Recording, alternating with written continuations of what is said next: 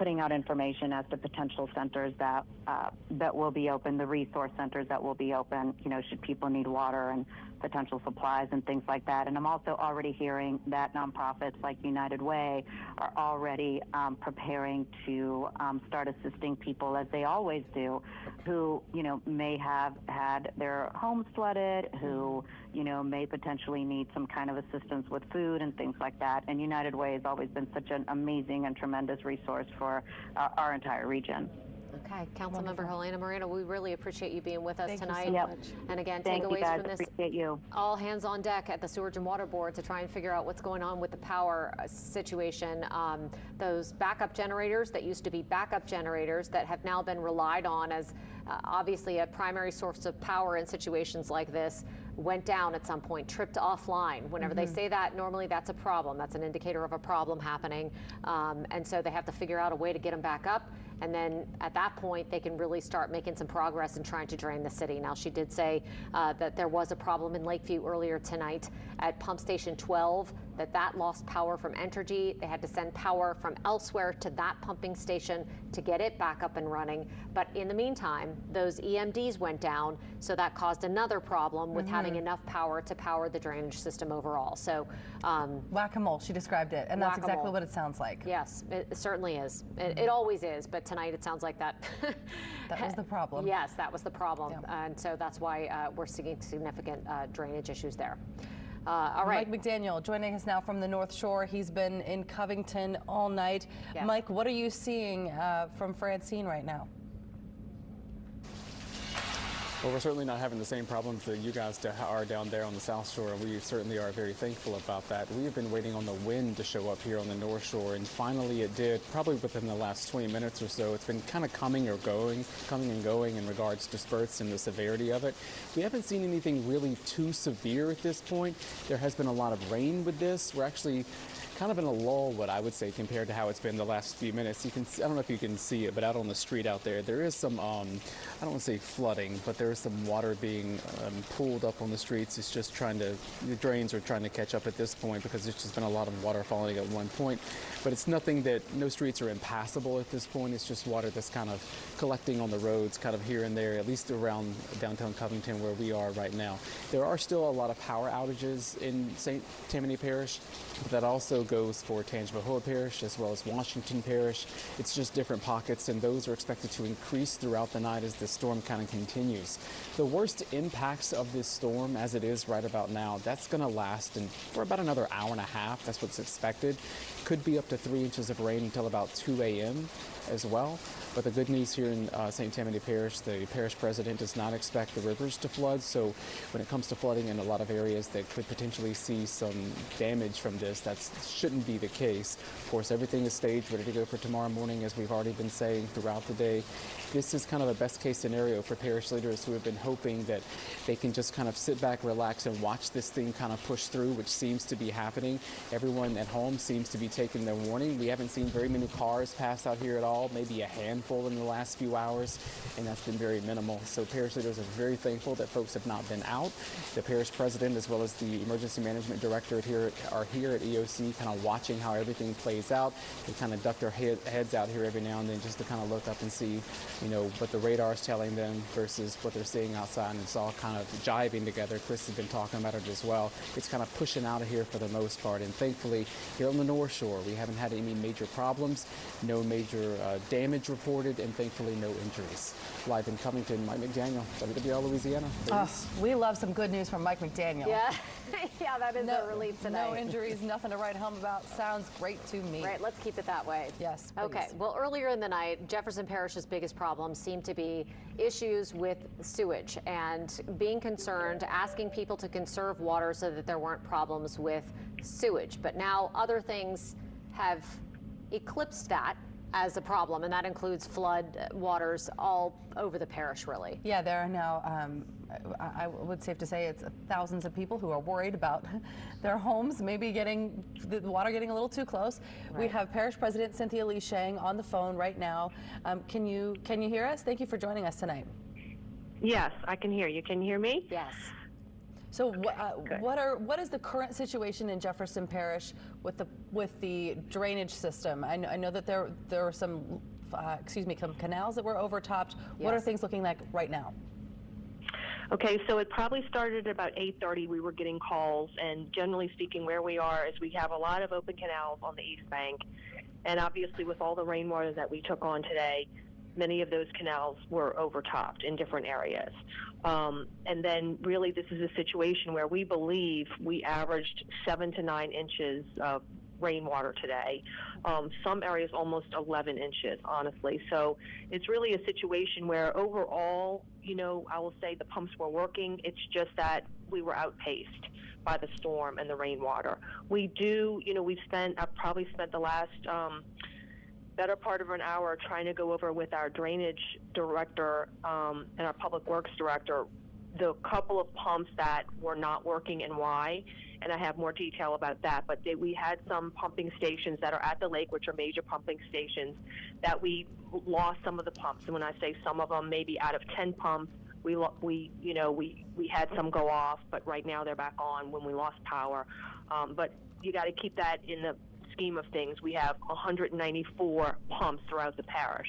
So when we lose 2 or 3 here or there, we're not losing major pumping capacity, but it's certainly for that pumping station, it means a lot. So probably the worst case scenario was Duncan Pumping Station, which is, at the lake near Williams Boulevard. At some point we were down a third. We had only, 2 of the 6 were not working. So we lost a third pumping capacity. But overall, other than the few here and there, the pumps just could not keep up with the rainwater. And so where are you now? I mean, is it starting to drain? Are the pumps starting to catch up? Or what's your anticipated timeline on when we might see that go down? Look, it's gonna take some time. I mean, we needed the rain to stop. And the first part of catching up is like the rain stopping. It is going down. We're getting word that it's going down a little quicker in Hurricane. We do have a big pumping station out there. Some parts of Metairie is taking a little bit longer to go down, but thank goodness. Look, we kind of got lucky. I was on the phone with a lot of people. We got lucky that the major rain stopped when it was at many people's doors. It's hard for me to get, I'm very curious as to how many people took on water. I do know we probably had about 20 calls into the EOC that they took on water. We know some people took on waters in their car. We know some people may have taken on water kind of at the front of their house. It's hard for me to tell right now how much flooding in houses that we've had. But, the canals overflowing is a very dangerous situation, so we're glad that everybody's staying home. Everybody needs to be home. It was, emergency flash flood warnings that we were getting and that were pushed out to people's phones. So it's a very, very dangerous situation. We need time to catch up. We need time to catch up with our drainage system. We need, the pumps are working. We just need to give them time. The same thing with our sewer system. We're going to have, as soon as we can tomorrow, we're going to have vacuum trucks out there. We'll have temporary trucks out there, temporary pumps. We'll have generators if we're missing electricity. We need the time for our systems to catch up with what happened to us today. So you were continuing to urge people to conserve water. Do not use water if you can avoid it. Yes. Please don't, it's no time to do your laundry. Again, what happens with the inflow and infiltration problem is that, we could handle just regular sewer water, which is all your household water that comes out of your house, whether it's your toilet, your dishwasher, or your laundry. But all this groundwater and all the storm water gets into broken parts in the pipe, and so it takes on water that it normally doesn't take on, takes on a lot of storm water, and it just overwhelms the system. And we kind of knew that was happening many hours ago when we were getting reports of people not being able to flush their toilet. That's a symptom of what we knew we were going to start seeing was the I&I problem. And it's just the water has nowhere to go, and it starts backing up, and we don't want it to back up in people's homes. So we're really asking people to conserve water. Let us pump that out. Let us get the vacuum trucks out tomorrow, and let us get some of that water out of the system.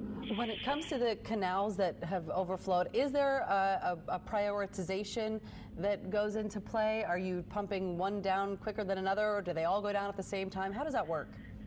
No, all of our pumps will go on, and it's kind of like a gravity thing. Many of the east west flow canals, they don't always flow the same way. You know, sometimes it flows east and sometimes it flows west. It just depends on what pump at the lake is, you know, working better. So it, you know, the whole system will go down. Some might go down, you know, faster than others, but it will go down. And so, you know, again, even one of the stations at Elmwood, you know, we had 8 out of 10 pumps were working the whole time. We got the 9th one back online at 10:30, so we have 9 out of 10 pumps working. So we really, you know, so many of the other smaller pumping stations are 100% working all the time.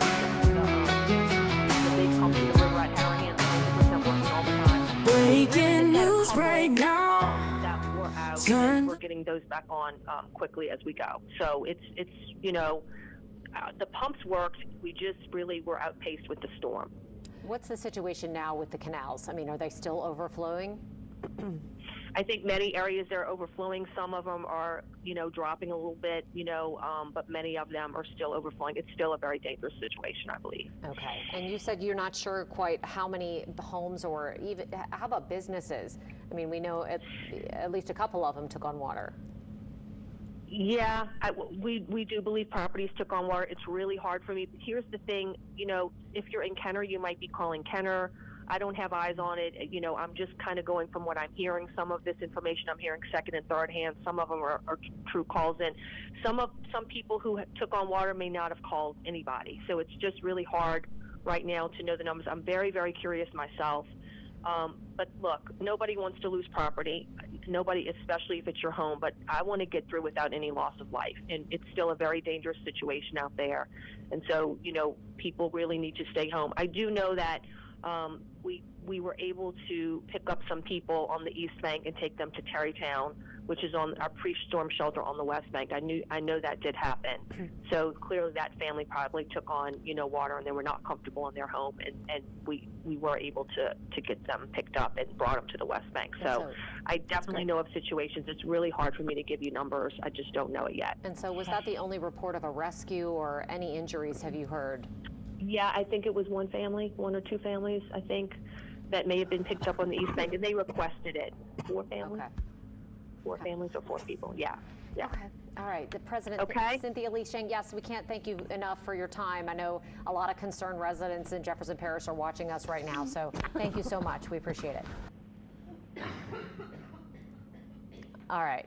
That was the parish president. We do know St. John has also been inundated with storms moving through. It's been difficult in St. John Parish tonight. Paul Murphy standing by live for the latest there. Paul? Hey, Katie, we are on Apple Road in Norco. As you can see just over my shoulder, folks are evacuating out of their homes. We're told that they have a number of homes that have taken on water, and Merino Drive is one of those streets. In St. Charles Parish, we're told that there are over across the parish 100 homes that have water in it tonight. They got 9 inches of rain in this area, we're told. And if you look over my shoulder here, we have a woman who tells us that she has water in the back of her home. She's there sort of wondering where she's going to go next. How you guys doing? Did your house flood? Yeah. Can you come over for a second? No. No? Okay. They don't want to come over. Thank you. All right. Sorry about that. No problem. Yeah, these are some folks that had their houses took on water. And a little bit earlier, we talked to Ricky Sanji, a father who came to Norco to pick up his son, who is in one of those waterlogged homes.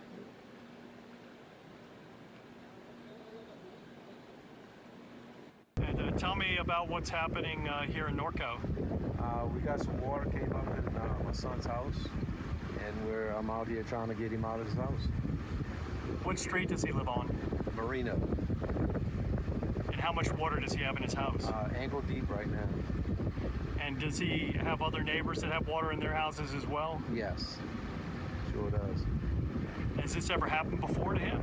Not to him. He's just been moved there about a year and a half ago. And you're the dad, you're trying to go rescue your son, right? I guess you got to be quite concerned. Well, they're safe. That's the main thing, but they just want to get out of the water. Mr. Sanjay. And yes, they are safe. Ricky Sanji's son was the gentleman over here that was who would walk through the water to get to his father's truck. And yes, indeed, he and his family are safe here in Norco tonight. But again, we're told across St. Charles Parish, 100 homes have water in them that they know of. I'm sure that number will likely go up as they make the full assessment of the parish. But here in Norco, this is Apple Road. This is the road that takes you through the middle of Norco from Airline Highway to River Road. And some of the streets that are on this side of the railroad tracks are low-lying, and those are the ones that are closest to the spillway that have water in it tonight. So again, we have some homes here in Norco that have taken on some water, and it doesn't look like the water is receding anytime soon. And that's what we're looking at tonight in Norco. Paul Murphy, WWL, Louisiana. All right, Paul, thank you so much. So unfortunate for everybody out there who's got water in their homes and businesses. This is kind of what we were really, really hoping was not going to happen with this storm, that it would be more mild. Unfortunately, you know, we got hit kind of two ways, both with the water through the spillway that we're seeing there, and then from this inundation of rain, and frankly, some failures of the drainage systems in the two areas. Pumps going down, power problems happening in New Orleans. You know, it has been difficult. Jefferson Parish, again, you know, we just spoke with Parish President Cynthia Lee Shang. She said, you know, she doesn't necessarily have ears on every part because there are a number of municipalities in Jefferson Parish. One of those, one of the biggest, is the city of Kenner. And the police chief in Kenner, Kenner Police Chief Keith Conley, is joining us by phone tonight to give us an update on what happened there. Chief Conley, do we have you? Yes, ma'am. How are you tonight? Great. We're doing okay. We're hanging in there. Thanks for asking. We wanted to find out what's going on in Kenner. We heard from Scott Walker earlier tonight that there were some homes that had trees through them and that there may have been some people rescued from some homes. What's the status in Kenner? Well, I can tell you we're still doing our early assessments, but Kenner got slammed. Kenner got over 10 inches of water. Francine stayed over us for a long period of time, just dumping water on us. We have had flooding from the lake to the river. Currently, we're doing rescue operations where we're getting calls of people that have water in their homes and they're scared, so we're trying to get to them. We're assisting our local our partners in transporting critical care patients from locations to hospitals. We're doing everything we can to give people the help they need. So that is the situation in Kenner. I'm about to go back out and do some more assessments, but we did get a lot of rising water, especially after the storm. And I know that there's going to be widespread reports of water intrusion into people's homes, vehicles. We have vehicles stalled and stranded throughout the city. So we're going to have a massive cleanup in order here in Kenner. Chief, do you have any indication of how many homes have water in them and how much water has made its way into people's homes? Our reports are just ankle deep, shin deep, things of that nature, just enough to, to cause the water damage that they're going to have to deal with. But no, I do not have numbers. I just have pretty much a windshield survey. But it's going to be pretty widespread. 2 inches or 3 feet, once you get that water in there, doesn't matter it almost doesn't matter. Yeah. Any idea about, you mentioned that you were doing some rescues. Are we talking a lot of rescues, like 2 or 3, handful? To this moment, we have 25 rescues that we're working on. Throughout the city of Kenner. And what areas are we talking about with the greatest amount of water where you're having to go get people out? It is all throughout Kenner, from the north all the way to the south. Wow. How much floodwater, is it extremely deep? I mean, can people walk in it, I guess is the question? In some areas, when the officers got out, because they had to walk to some of these rescues, just to check on the residents when vehicles couldn't get down the street, they were up to their waist in water. So in some areas they were up to their shins and their knees, and it would progressively get worse to their waist. and we find it's close to where the drainage canals run, we feel that the water might have run over the drainage canals banks and, you know, flooded the city in that nature. Okay, so it's the backups in the drainage system there that we're hearing about, similar to what is happening in New Orleans. I mean, in the rest of Jefferson Parish, in Metairie and other places. Yeah, I don't know what's going on outside of Kenner, but that would be consistent with that information. Anybody injured? Anybody hurt? I don't have any reports of any injuries, but we're still assessing the assistance that we're given to the EMS and paramedics are more cardiac care events, pregnancy-related issues, things of that nature at this time. Okay, well, that is a relief. Hopefully those people are getting taken where they need to go, into the hospitals that hopefully have power and access to them, given the amount of water that's everywhere out there. Anything else that you want to let people know? I mean, what can we let people know for you as we move through this emergency situation overnight? I'll let people know just to be patient, that, you know, all your first responders, police, fire, EMS, they're out in the field doing the best they can. Overwhelmed. I know that we're handling, you know, any calls that we get the best we can. We're getting to the ones that, you know, certainly where human life, you know, is in danger. You know, we're prioritizing the calls, but we're not making priorities out of some of the calls. I know we have vehicles going through flooded streets and neighborhoods, so we're going to ask people not to do that. We're going to have work with the city to set up barricades and to prevent that from happening, but we have to take care of some of these critical calls first as we prioritize them. So if people can just stay patient, we're here. We have over 150 people that have been called out into full activation. And we're working around the clock to take care of our citizens here in Kenner. Yeah, there is no greater priority than human life. So that is good to hear that is top of mind. Chief Conley, thank you so much for being with us tonight. Thank you. We appreciate that update, and we'll check back in with you as this emergency continues to unfold. Thank you. Thank you. So 25 people rescued in Kenner. Wow, and the fact that Chief Conley said that some of his officers were walking through waist-deep water, that's very deep, yes. Very significant, and that people have water in their homes. Again, the amount of water in your home does not matter, but it is a little scary when you do have 25 people rescued. Want to make sure everybody's okay and that everybody's on higher ground and dry ground. Absolutely. I mean, you know, he also mentioned that they do have damage. We know that there's damage in Kenner. We heard from Scott Walker, trees in homes, water in homes, as the chief just mentioned. Again, that's going to be a similar story in many other parts of the East Bank of Jefferson Parish as well, and quite frankly, New Orleans too. I mean, you know, that much water in that short of a period of time. Everybody, we're back. We're just not built to handle it. The drainage systems here are just not built to handle it. We've also seen some flooding in St. Charles Parish. Parish President Matthew Jewell, I believe, is on the phone now. London, Kentucky, to see if can you hear us, right now. President There's Jewell? not a lot going on. I can hear you. There, we're just waiting for. Oh, we've got you by Zoom. developments to Okay, occur. Great. Thanks so much for being with us. A little bit about we the understand hurricane that there today, are a as everybody significant probably number saw, of it homes came- in St. it came Charles in that have at taken on Chauvin, water. Where are they, Louisiana, and this any idea how afternoon many? around, I think the eyewall hit around 3:30. It's really spread out throughout the parish where the calls are coming in. Right now, It was I a heard big Paul talking storm earlier, surge, 100 a lot plus of, homes. We're really right now probably at 200 homes that have reported lot of water came pouring in in their out the home. Gulf, We're going to do as damage usual with these assessments tomorrow hurricanes. morning But I and will figure say out it was not as if much that was, came in, vehicle-related water being this pushed time into a home, if that was just as a we have garage seen with flooding, other hurricanes. if that They was came in some as a minor category flooding or 2 as major they flooding. So predicted, we're really going to have to which is refine that good. list in the morning. We'll be doing windshield damage assessments and planning and zoning. They predicted it come in as a 2, and that's what it came in as.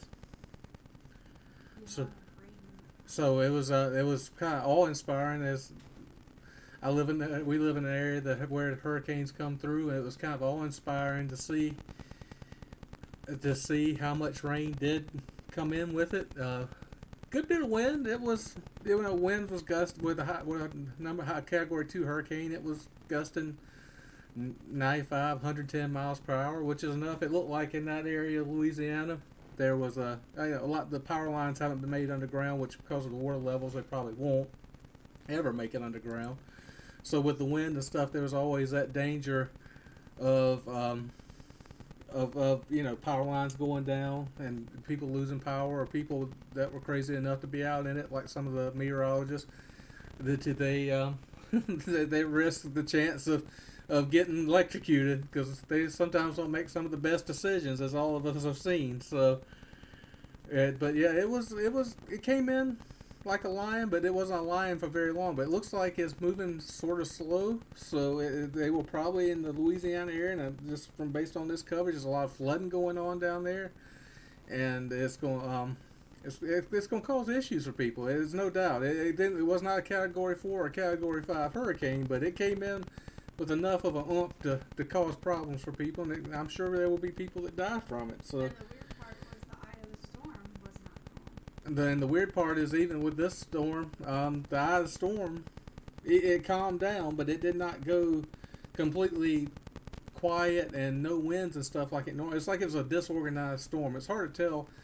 It was like it never got a chance to form a perfect eye or something. So the wall of the eye wall, when it came in, was kind of, for lack of a better way of putting it, was kind of dirty, and so it never really calmed down. Now I think Louisiana, New Orleans is going to get hit by it because they're on the, I don't know how, if you're familiar with hurricanes or not, but usually where the center of the storm is not where it's the worst. There's people on either the east side or the west side of the storm where it gets the worst. And in this case, the east side is where it's going to be the worst, so they're expecting New Orleans to get hit pretty bad with it.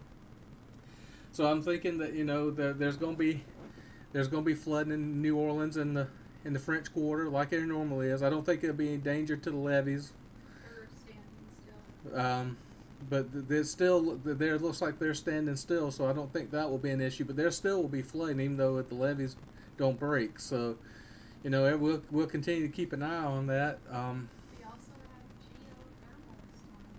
And also this week we saw in the news earlier today, there's geothermal storms coming with what a lot of people call solar flares. And those solar flares can mess with a lot of stuff. They can mess with your internet. They can mess with your electrical supply. A lot of people don't realize that solar flares for power generation plants, the solar flares can mess with the equipment that generates power, so it can cause power outages. It can do a lot of stuff that, and can do other stuff too, meteorologically. That's a hard word to say. So we'll see what that brings later this week. We'll keep an eye on that because I noticed there's several storms out in the Atlantic. We have hold on. Well, we're waiting for the scanner for more info, but you can say there is a development. We do have a development in Kentucky. I do see on the radar, as you can see on the screen, there are 2 helicopters. They also turned off the radio to private only, so I'm on private only broadcast device. And my wife's telling me that they turned off the scanner turned it to private only, so whatever they're saying, they don't want you to hear. We can hear it, but they've got it so it's limited to who can hear it. But as you can see, I'm marking these 2 helicopters. One's coming from Lexington, but it doesn't really say what it doesn't really give who owns the helicopters. But there are 2 that are flying directly at each other, so hopefully one of them will move out of the way. But one's flying from Lexington, one's flying towards Lexington, but we don't know what type of helicopters they are. So we'll continue to monitor. She's listening to the scanner for right now, and we'll continue to monitor that, and we'll let you know if we find out what that is. So, but going back to the weather, we do have several storms, and I will pull it up a little bit later in the Atlantic that are forming. There's one off the coast of South Carolina and Georgia they think may form into a tropical storm, and then there's another 1 or 2 out in the Atlantic that they think are going to become named hurricanes. So we'll continue to monitor those as well, see where we go with that. So that's where we are with the weather, and weather's always changing. So we anything that happens, we'll get on the air and let you know what we know and keep you informed. So we'll continue to monitor this scene and around London and Lexington, Kentucky, and see what we find out.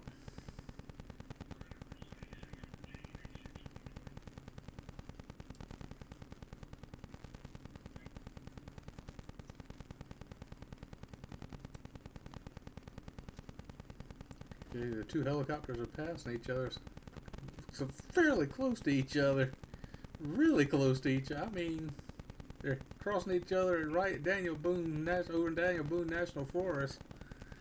I bet they're within 50 feet of each other, which I would think is unusual. Let's see if we can see where they came from. Huh. Oh, we got several helicopters now. That's odd. Yeah, that's odd that we're having more up around Lexington. There are 2 more helicopters that are flying towards Lexington. So I wonder if something's going on that they're looking for, or got a tip or something. I don't know. Sounds like we have a tip. And then it sounds like we probably may have a tip. There's also a helicopter back towards Beckley, Kentucky. Hold on. Let's see what this says. This helicopter says private. Let's see what these helicopters say. Private. That's weird. All these helicopters are private. That seems unusual, especially for 12:46 Eastern Time on the East Coast. So, flying over a national forest, and they're all. But then there's 2 more helicopters down towards Nashville and Chattanooga. Seems like a lot of activity for helicopters this late at night.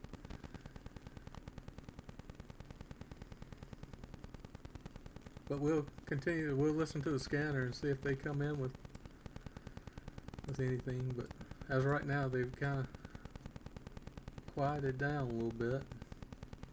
We're waiting for them to arrive on scene. We're waiting for them to arrive on scene.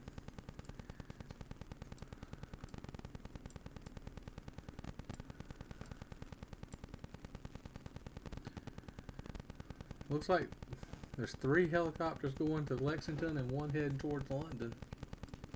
And then those others are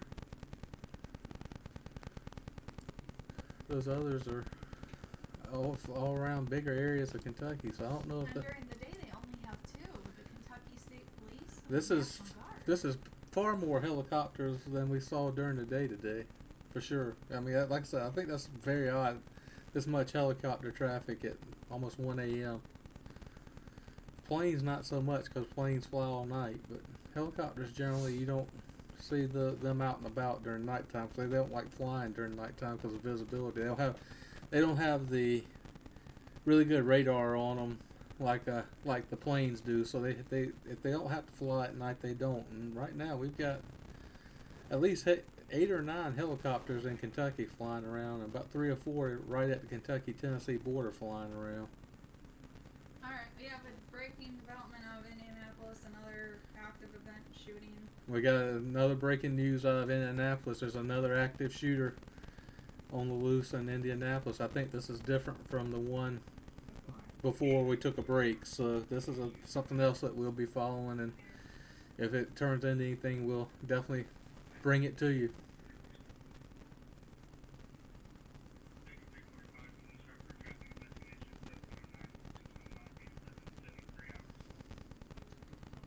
Jackson County, Mississippi has a tornado watch until 6 a.m. Same with New Orleans. Yeah, right now, based on with the hurricane, the Jackson, Mississippi, and New Orleans are under tornado watches.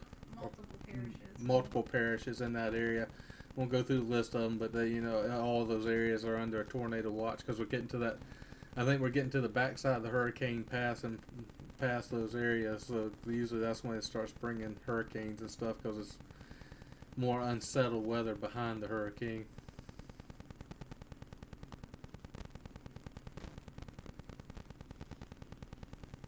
So we'll continue to watch that as well. Hopefully, we're praying for all those people that are in those areas, that hopefully no tornadoes will happen. I mean, flooding's bad enough, but you throw in tornadoes at the same time, and then you got a real mess. So we pray that everything comes out all right there, and they don't have any more damage than the flooding's already done. So like I said, we'll continue to watch that as well. They did take the public scanner down. And they have. My wife just confirmed they've taken the public scanner down in Laurel County. So we're still on our scanner, which isn't a public scanner. So we were about 6 minutes They were 6 minutes out from going to. From being there, and then 4 What kind of minutes. call was it? It was for this suspicious, Vehicle or? I think, suspicious person Okay. spotted carrying. Okay. So I guess they had it in the. Pants and a backpack and acting suspicious. Okay. So in Laurel County, they had a suspicious person call. About 6 minutes out from where they came in contact with that person, they turned the public scanner off. So we're like I said, we're still monitoring our scanner to see what they say. But it's very odd that this suspicious person call, they've turned the scanners off so the public can't hear it. Well, no, somebody called her. The cops saw him. The cops. A suspicious individual. The cops saw the suspicious individual and stopped him. And Well, they tried to. He took off.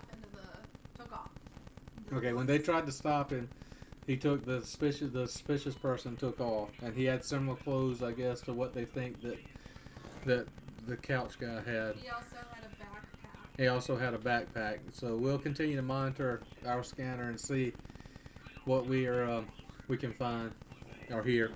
So I'm going, as we move forward with our stream, I'm also going to try to work on so we make it easier for y'all to hear the scanner. So that's something we'll be working on. So give us time. We're constantly going to be improving. So we're going to try to make the best stream that you guys can expect. And like we said before the break, if y'all have any suggestions or anything you'd like to see us to investigate or work on, please reach out to us. You see our social channels down in the scroll at the bottom, so you can either reach out to us on one of those, or you can comment in under the YouTube video or in chat, or you can email us. So, which is the email is in the description for the video. So if any of that stuff, if it's anything you'd like to see, just please let us know.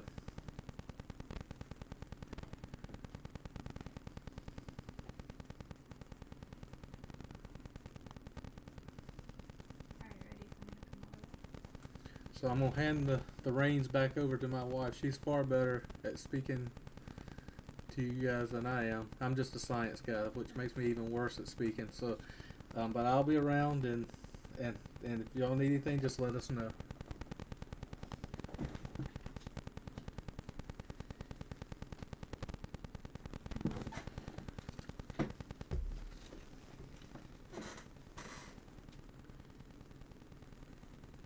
Alright, so I'm going to turn up the scanner on my end. Hopefully you guys can hear it. It's very loud on my end, so I don't think you guys should have problems hearing it. What I was just listening to over the past 10 minutes or so is that there was a suspicious male that was seen. He was spotted by police. He was just walking down by the highway. They tried to get him to stop. He wouldn't. Had a backpack and dark pants and dark shirt. So now we've got helicopters in the air. And we also, which this is the most activity we've seen at night. Let's try to get back more towards London and see what's going on here. I'll have... Alright, this one is going right past London now. That left at about 12:20, so we'll see where that's going. That's private. That's an airplane.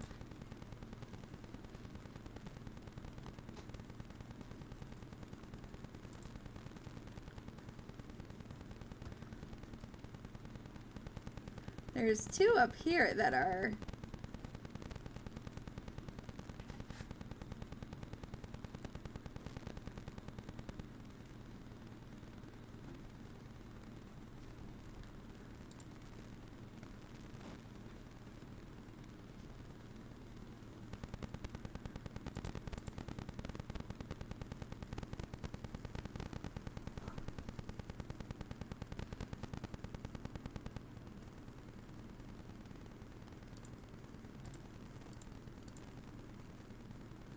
It looks like that's leaving, doesn't it?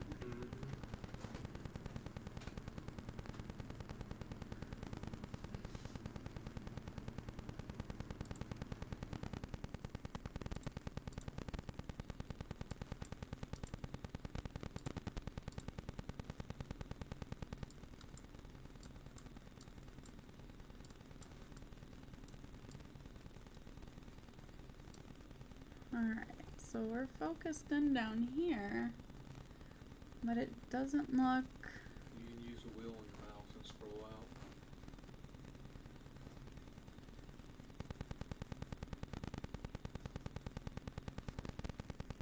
It looks like that came out of Daniel Boone, but it was near Manchester.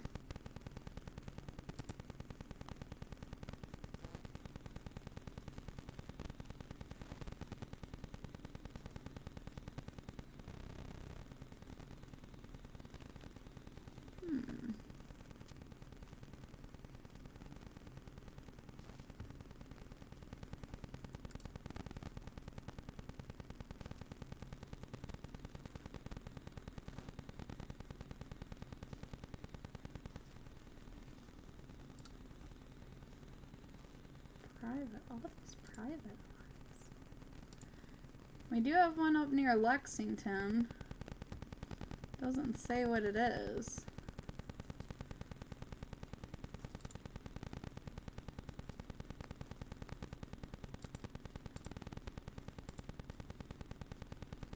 That's private. Which is so weird. So if we look,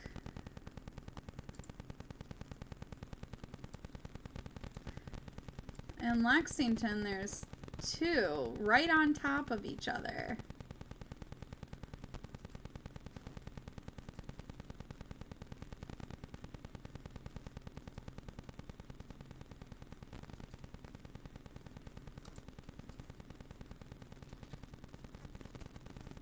That's at 1,800 feet.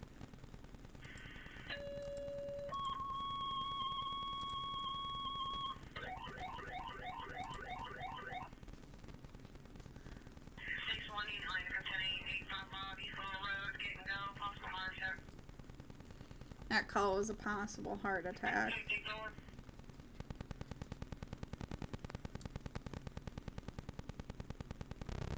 And they're gone. Oh no, I still have them here. Where are they going? I don't know. Like I said, it's unusual for this late at night that many helicopters. I'm having problems with this air nav. Here, click and then zoom out. Not on a plane, but just click somewhere on the map. It stops it. Now zoom out. There you go. But I'm trying to go over. Then take and drag over. That's not. Click. There you go.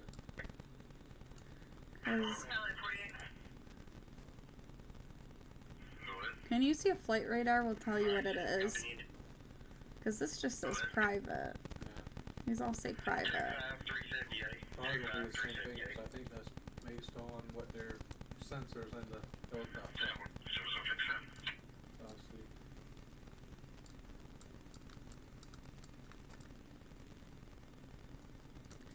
And now there's nothing in London. Yeah, see the helicopter's up close to Lexington. Mm-hmm. It says now, but what it is not available. Oh, excuse me. It's Appalachia Regional Healthcare. I see it up there. There's two. There's ARE back there. I'm not seeing but one on flight radar 24. Now there's one back. There's one back near Greensboro. That's near Greensboro. See, look, I've got this little one here. Yeah. And then I've got two right here. So they're not showing on, those two aren't there. The only one I'm showing is that one that's flying towards Lexington. Those other two aren't appearing on. Control female 396 Hopkins Cemetery Road. Female by the name of Andrea caller by female. Cut the towers on her vehicle. She's walking around the collar yard driveway carrying a gun. It is some sort of rifle, long gun, wearing a nightgown. Caller said she was here standing in the driveway on her camera. Okay, so we just had a call come in. See, like I said, around 12:30, 1 o'clock, it's like boom, it just, everything goes off. There was a female that called in reporting a male with a rifle walking around near her home.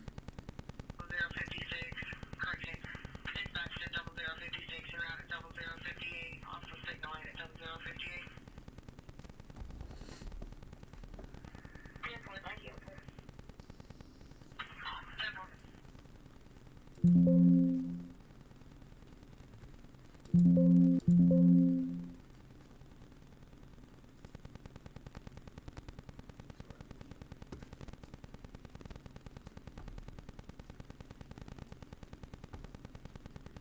fine. I was just trying to click the X on that. I was just going to put flight radar right there. Oh, okay.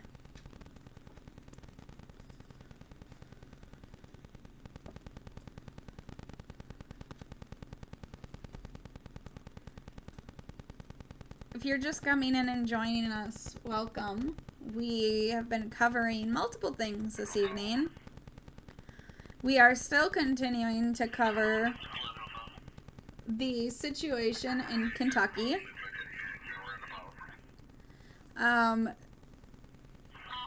It's looking like it's going to be very similar to last night, where all of a sudden, between like 12:15 and 12:30 in the morning, things would just pop off. It was crazy till about 3:35, 4 o'clock in the morning.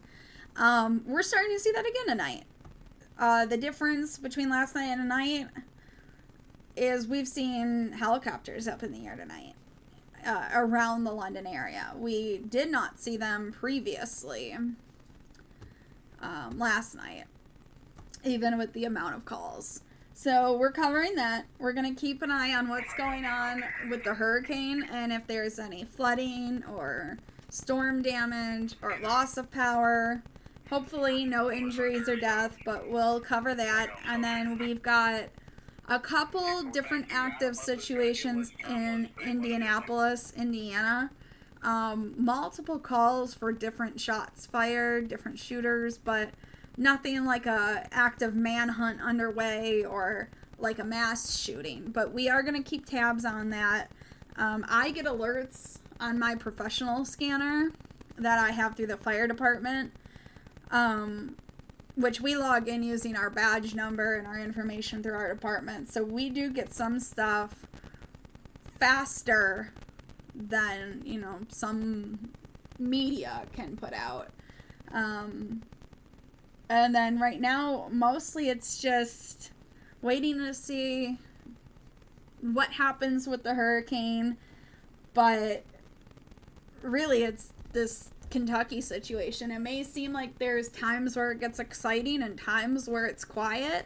But last night, it was pretty intense. Oh, it looks like we have a helicopter right over Lexington. I don't know if it's going there or leaving. I think it's going there. I think it's a medical evac. Oh, okay, yep. But see, there's a difference between the two radars. And there's more helicopters on the other one than the... Right.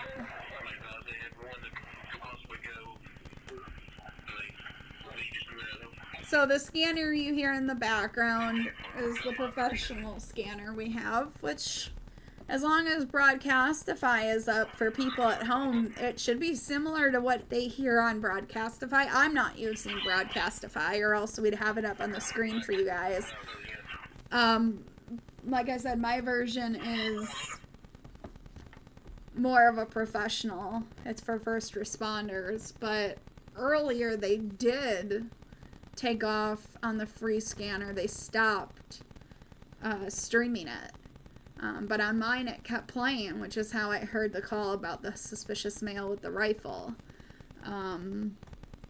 Probably a hunter, to be honest. It is hunting season started on Sunday, but we're not in a position to make that assumption. And who's hunting at 1:04 in the morning where there's a manhunt? I don't know. But we'll stay on this story and see what comes out of it. The good thing about hearing the calls on the scanner is if a call comes through, we will stay until we hear the outcome of that call come through the radio. We're not gonna just get off. There's a lot of these calls because it's a smaller area. If it's a medical emergency, they might have to bring in helicopters. Okay, so it looks like they're approaching the person with the rifle. So I'll leave the scanner up for a few minutes, but we'll stay on because sometimes it can take them a half hour, 40 minutes until you hear what's going on with the call, whether they got somebody or Yesterday there was one deceased person as a result of shooting, but we'll know the outcome of the call, and we'll stay on until that call is done.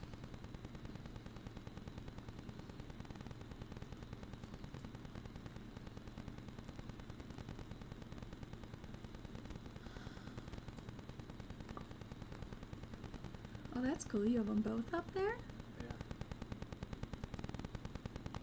Just trying to pull up the... What is this one that says blocked? I don't know. That's going right? I don't know. Here, I'll give you back the... Alright, you want flight radar 24 then, right? Yeah. No, the other one. The other one? London 319. Jordan, go ahead. Yeah, we're going to start towards the bottom down exit 29. So, Subject that's harassing another shopper there at the gas station break. alright, that's just someone harassing someone at a gas station. 99, copy any of it. So we have... We got a complaint pilot on exit 29. You can copy. It looks like that's a small plane. Yeah. There's unusual for it to be blocked. Alright, it's blocked. Customer's vehicle. I wasn't sure they were allowed to Didn't do steal that. anything, but he's still there in front of the handicap spot. Now looking in his 30s with a buzz cut, wearing a gray shirt, blue pants, socks, and sandals. Claims to be a 13-year-old, but he's clearly in his 30s. They're there beside the black Honda Civic in a handicap spot in front of the store.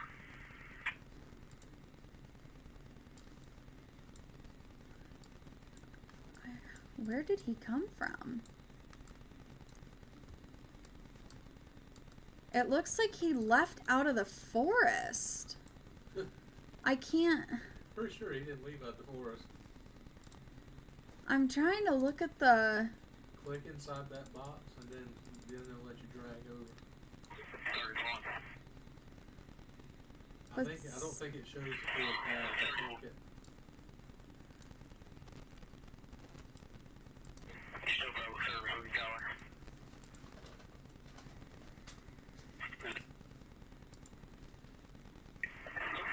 Signal 6 your back, so you can get up to your location on the subject with a rifle.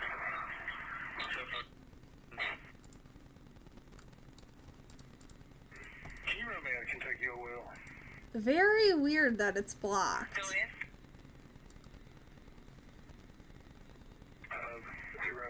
087. And it's small. It's a Gulfstream. It's a little private plane. But even celebrities, they don't let them block. Cause I've seen... Right. Last bit of that, the front end got cut off. Can you try it again? But look at where it came out. It started right here. You draw a line straight back, so like they went down like an asshole. No, it literally took off from the forest. Right in the middle of Daniel Boone National Forest. This is where it started. What did they have? Apparently had the sensors turned off. Right, and why is it blocked? And it's, well, it's pretty high up. It's at 41,000 feet. Yeah. I don't know. That's just weird.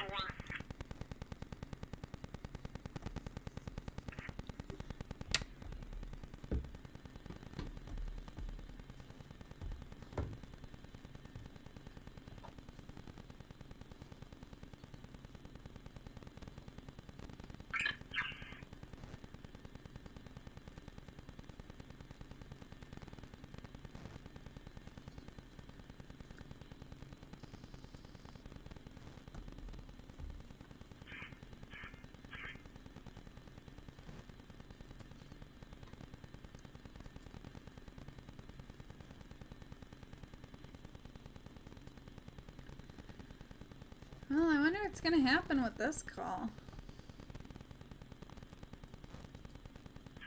644, if you can copy me. Contact Kevin Adams at Manchester.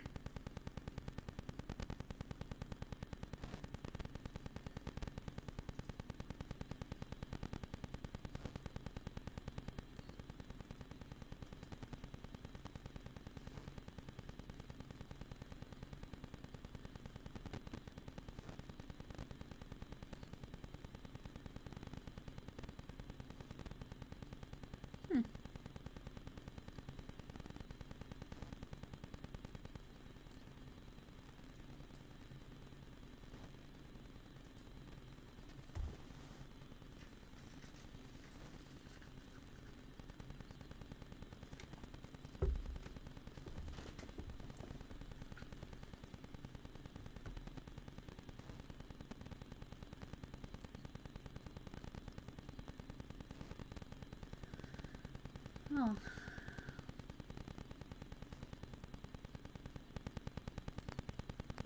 It's gonna be interesting to see what happens during the day tomorrow. Yeah. Just to even follow what helicopters are up and where they are. Right. We'll definitely be back home tomorrow afternoon. Probably late morning. Yeah.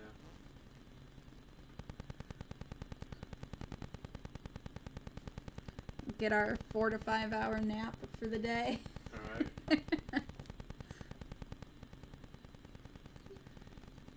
Where were you, CNN? Where were you, Sunflower Dragon? You better not be in Kentucky.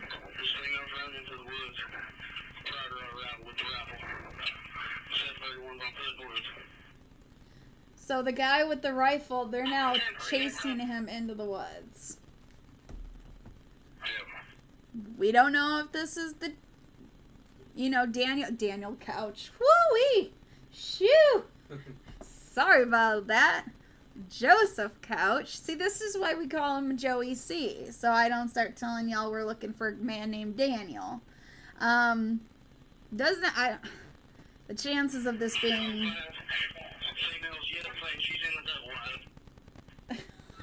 Another female yelling from a double wide. Oh. I don't know. Is it the same double wide? Are those popular in that area? I don't know. It's the South. They're popular everywhere. Did they give an address for where they saw this person at? No, he was. So the weird thing was, it wasn't like I said, it wasn't a civilian. It was an officer saw this person with a backpack and sweatpants and a dark shirt. And so they were kind of just watching. Yeah. And then he walked off. And then a female called in that there was a guy walking around by the woodline of our property with a rifle. All right. And she gave a description. It was the guy that they lost sight of. Huh. With the tree covers, it's quite easy for them to lose sight real quickly. And, so they couldn't, when she said that, they said that they didn't see a rifle, Right. but he did have a backpack. But I mean, it's also dark, and if it was on the side of him, if he knows how to conceal it, anyone could. So, they got to check that out. But the weird part is, I mean, it's not really weird because obviously no one wants to be caught with a rifle firing off rounds for no reason. But, when they got to that woman's trailer, he ran off. So when they came in, we could hear them currently chasing him. So they're going out there. They're responding. I think it's not a good time in London, Kentucky, or Laurel County to do anything to make you look suspicious. Oh, but they got a Texas Roadhouse. And a White Castle. We don't even have a Texas Roadhouse here. You have a Texas Roadhouse. Oh, where? Try to find an exit where all this happens. I know it's exit 49. Type in 49er. Truck stop.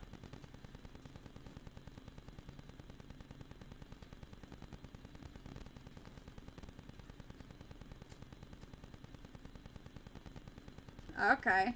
That must be some truck stop that have this on pinpoint on Google Maps. Okay, I'm gonna add that to the screen. And that's the trail they closed today. If you zoom in a little bit, Yeah. that's the trail. Okay, I'm gonna put this up on the screen.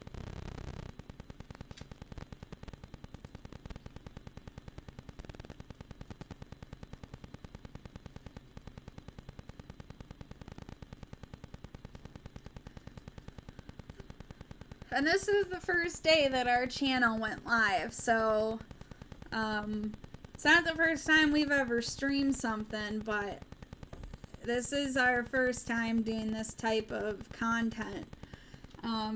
So if you could just leave us a like, leave us a comment, tell us what we need to work on, or just let us know your thoughts. if you could be so kind just to subscribe. This is something that we're not just covering Kentucky for right now. We're going to just cover this hurricane. We're going to be covering because things are only getting worse. That doesn't mean this country is screwed. It just means everyone's emotions are at an all-time high. So I think things are getting better than ever as far as our response time and the resources we have. This situation in Kentucky is not a great example of that, which is why we want to cover it so much, so that people that aren't getting information or that are trying to look for information in the middle of the night can try to have something live. But anytime we get breaking news, one or both of us will come on to update you guys. So definitely I think it's worth it for you to hit the subscribe and make sure you have the notifications turned on, because don't wait for something to happen for us to come on. We'll be on minutes after something happens. And all our socials are on the bottom, so if you yeah. You can always reach us about it. And we have our socials down at the bottom, scrolling through. So if you hear of something and it's not being reported in the media, by all means, let us know. Send us a direct message on one of those. Yeah. They're still chasing this guy.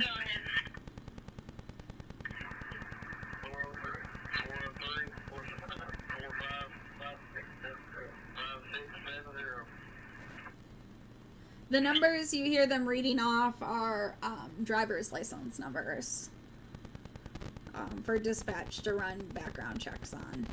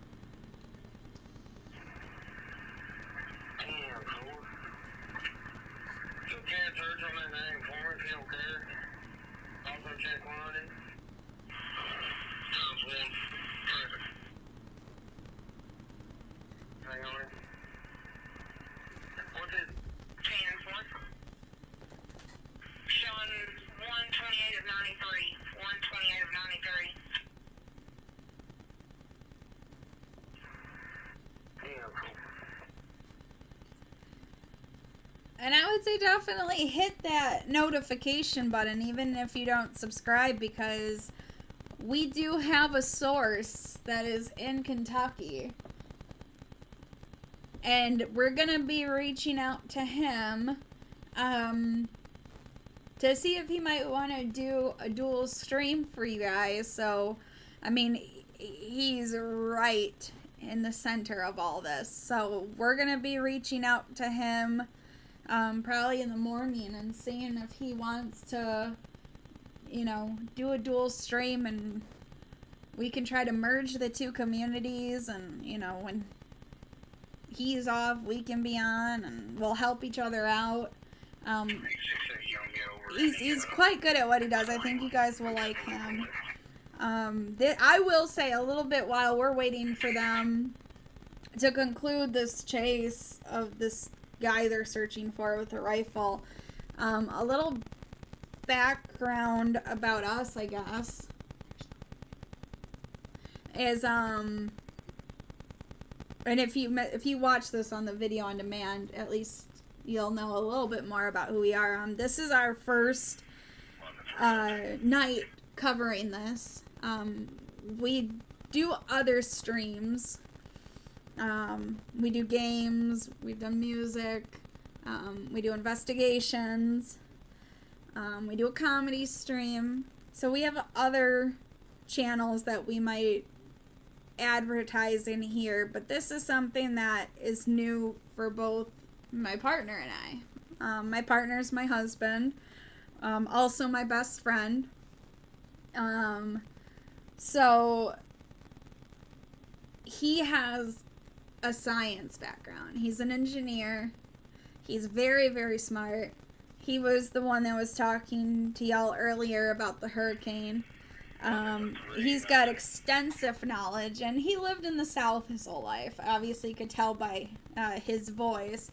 But he's one of the smartest people I've ever met. And what he doesn't know from what he learned in school and by teaching himself, I mean, he learned from experience. And if there's something he doesn't know, he doesn't stop. Literally, it's been many a sleepless night because he's learning something new for streaming. So anything like that, if we don't know something, we're gonna make it better. If you give us a suggestion and it's something that we agree with, we're gonna figure it out for you. Even just mentioning something you've seen or something you've used in the past, different websites, different apps, stuff like that. We want to hear about it. So we can make it a better experience for you. And throughout the night, you've seen us mess around with different screens. And, you know, we just want to get on here and start reporting to you guys. That was most important to us, is there's not a lot of information out there. And what made us really start this channel is that last night, the scanner was going absolutely crazy. But there is no one currently live to report it. Everyone that had been reporting had gone to bed. So I thought about all those people that were watching and tuning in, and it was starting to get good or starting to get exciting, or even if there was a little bit of a lull, they were wondering if things were going to pick up. And, you know, some of us can sleep, some of us can't. So I'm sure there's people worried sick if they live in that area, worried about if it's safe for them to go to work, wondering if their kids can go to school, if the schools are still open, if they'll be closed, what's going to happen. So, because we can't sleep, blessing and a curse, we figured we'd make ourselves useful and give you guys the news. And this is something with my background. I told you about my partner, but my background is all over the place. I was a combat medic in the Army. I went to Iraq, went to Afghanistan, and then I came home and worked for the fire department. While I was in the military and while I was working in the fire department, I went to school to become a PA, a physician's assistant, specializing in trauma and emergency medicine. So all of my background has to be about adrenaline.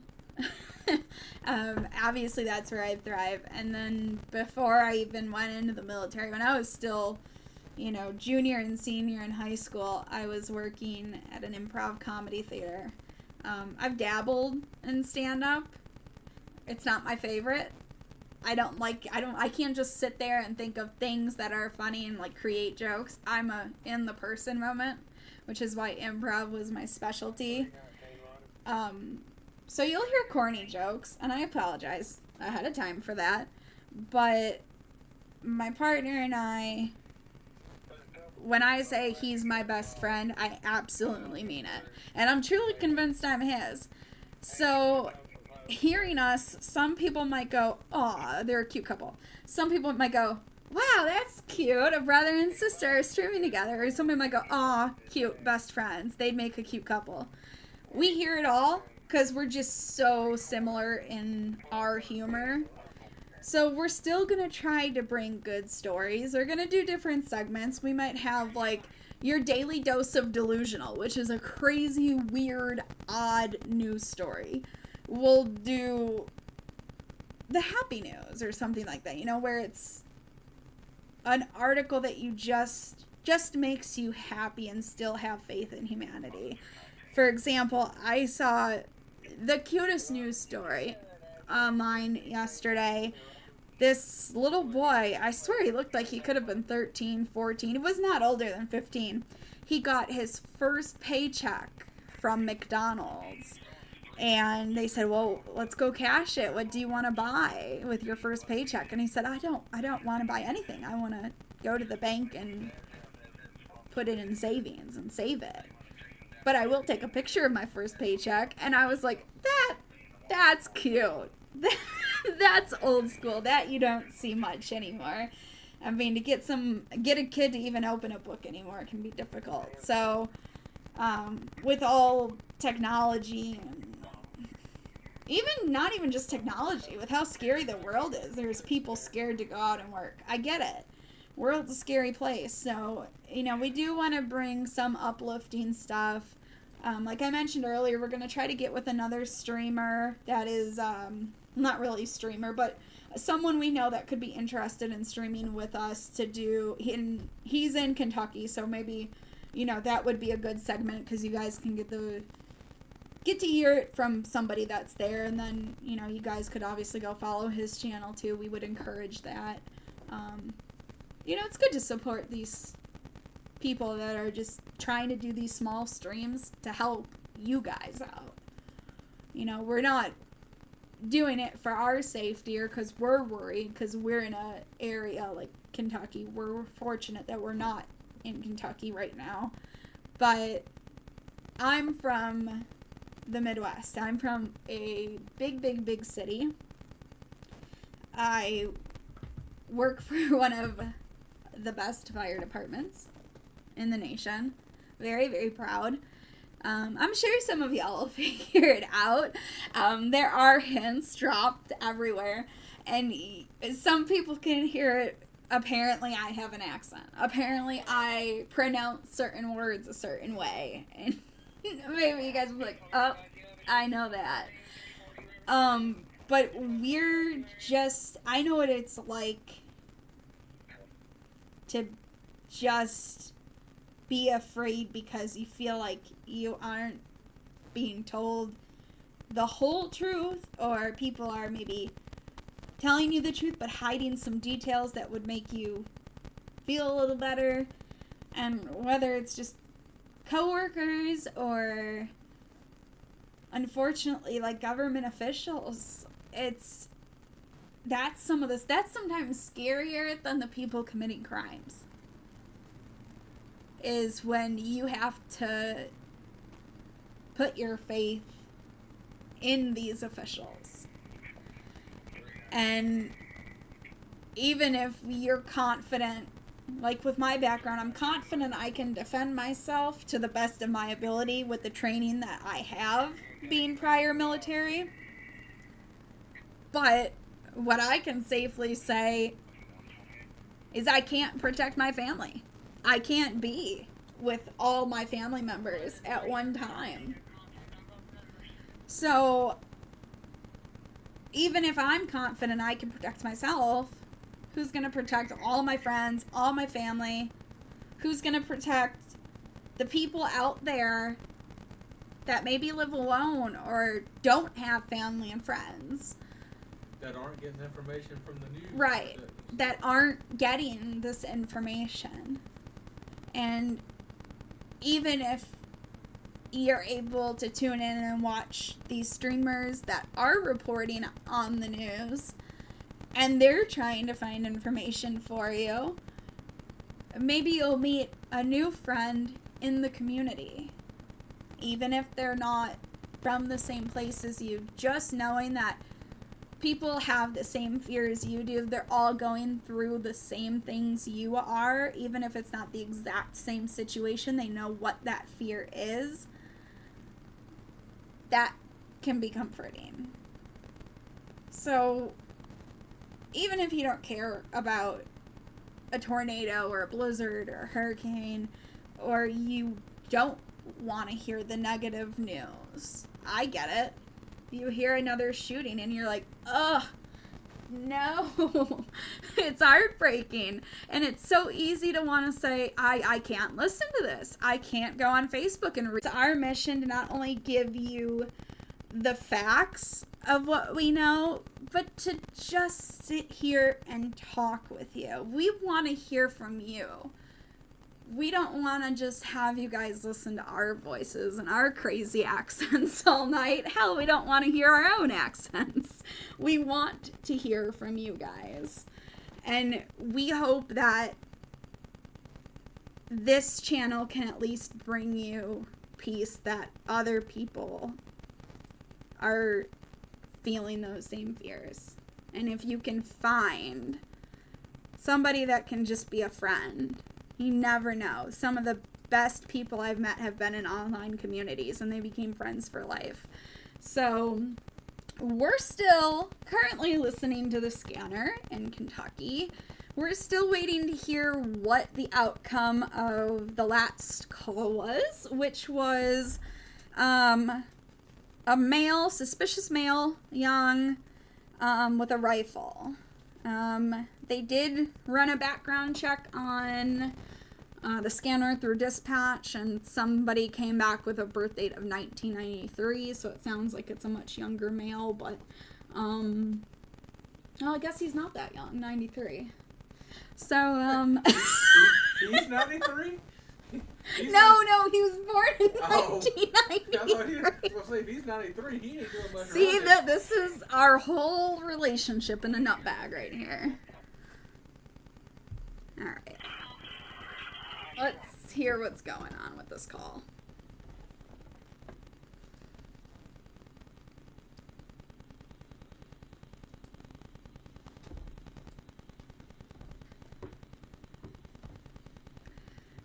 And of course, I turn the scanner up.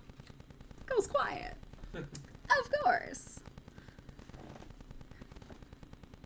So yeah, put in the comments what state you're in. And there was a situation in Indiana earlier that we covered for a couple minutes and pretty quickly got to the bottom of what was going on. But there was like 3 active shooters at one time.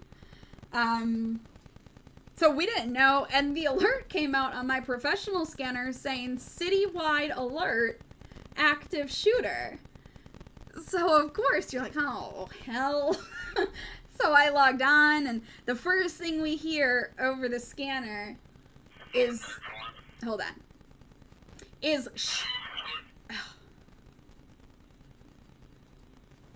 let's give it a sec.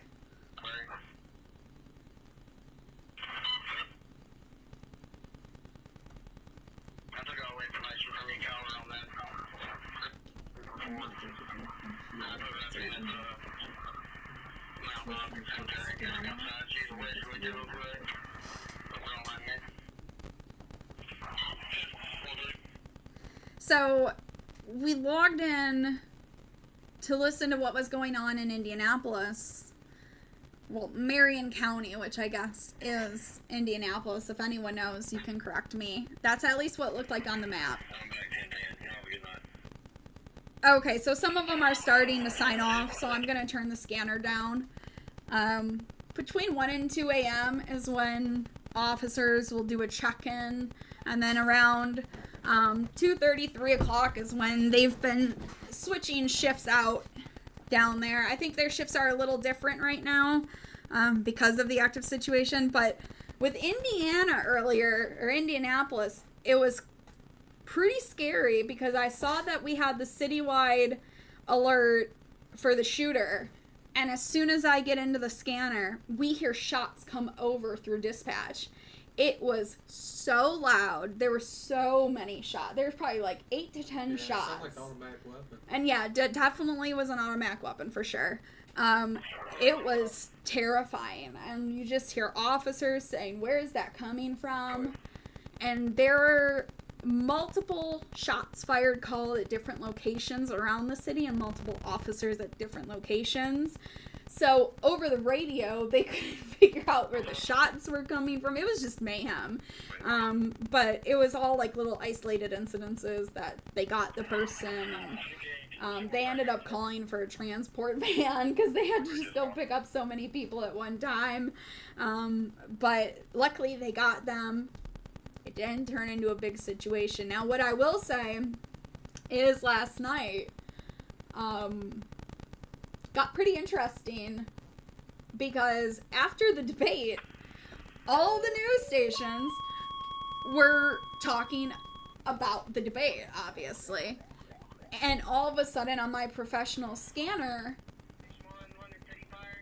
I get an alert that there's a citywide alert for Philadelphia. And so I logged in to see what was going on, knowing that the debate was there. And sure enough, it was what I feared. There was an unruly crowd, and there was looting. People trying to, I don't know if they just tried to or they did. I don't think, because I'm with the fire department, not in Philadelphia, but I think I would have heard if there were actual building fires. I don't know if they were like lighting cars on fire or, you know, trash bins or whatnot, but they reported attempted arson, and there were several shots fired. I'm sure everything is fine. They you know, got the crowd control, but this was like going on at 12:30, 1 o'clock in the morning. And it was pretty scary, and there was nothing. I mean, not till today could you see some stuff about they wanted to get the former president and the vice president out of there, but and everyone was fine, luckily. I didn't see anything about fatalities or anything like that, which is great. That's good, but it was just, you never know what's going to happen these days. So if we can be one of the first people to report that, and we can, you know, at least put the word out there of what's going on. Okay, I'm going to go back to the scanner here. Responding 117 West Carter Road, Laurel Place Apartments, going to be apartment number 1010. Laurel Place Apartments. Female cancer patient, general ill, breathing difficulty. Oh, no, cancer patient, difficulty breathing. Yesterday, right for number Tom's. All right. So I'm turning the scanner down. They usually won't give much information online. They'll just start with, you know, give the age and the sex of the person. But because this is a younger female that's a cancer patient and is having difficulty breathing, I'm turning the scanner off. Just because I want to, even if they don't say that person's name, they at least said the address, and I don't want that out there, so I turned that down a bit. But if I hear a follow-up or anything, I'll let you guys know. So I think it's clear for now to turn it up. It was usually when dispatch is giving the call and explaining it, I might want to bring it back down. Just for that patient's or that person's well-being. I mean, they don't want their info out there. We might get, like I said, there might be a lot of calls between 1:30 and 2 that come over the scanner. That's about the time that they do their radio check-in, and then around 2:30, 3 o'clock, they've been switching people out.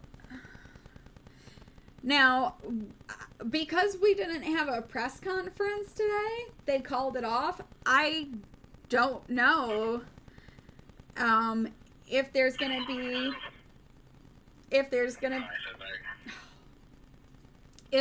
be a presser tomorrow.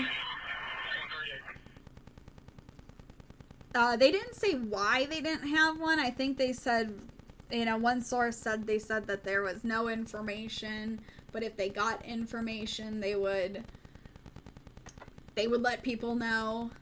But I don't know. I don't know why, if that's really why they called it off. I don't know.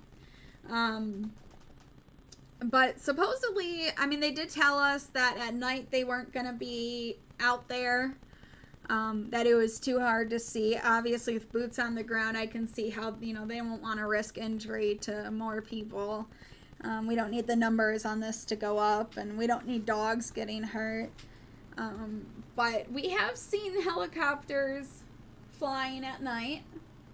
Last night, it was mostly Kentucky State Police and Army. And then Lexington has a chopper that's been helping out as well. But I think that's been mostly for medical calls. Some of the more severe ones, like there was a heart attack. There was somebody that fell off a cliff or a ledge earlier, and they had been bleeding from the head. So I think they came in for that. I know Frankfurt has come out to help during the day. So we saw a helicopter. Hold on, let's see.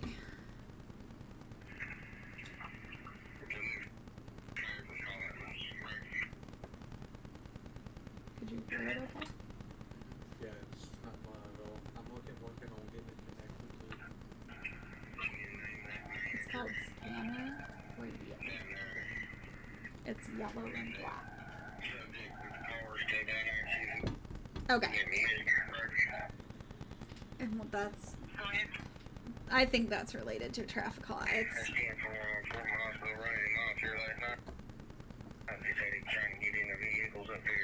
Oh, somebody's trying to get into vehicles.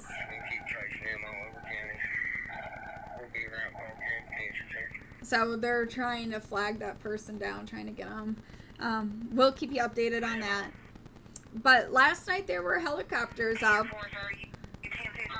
And tonight there haven't been. Not really. Not that many.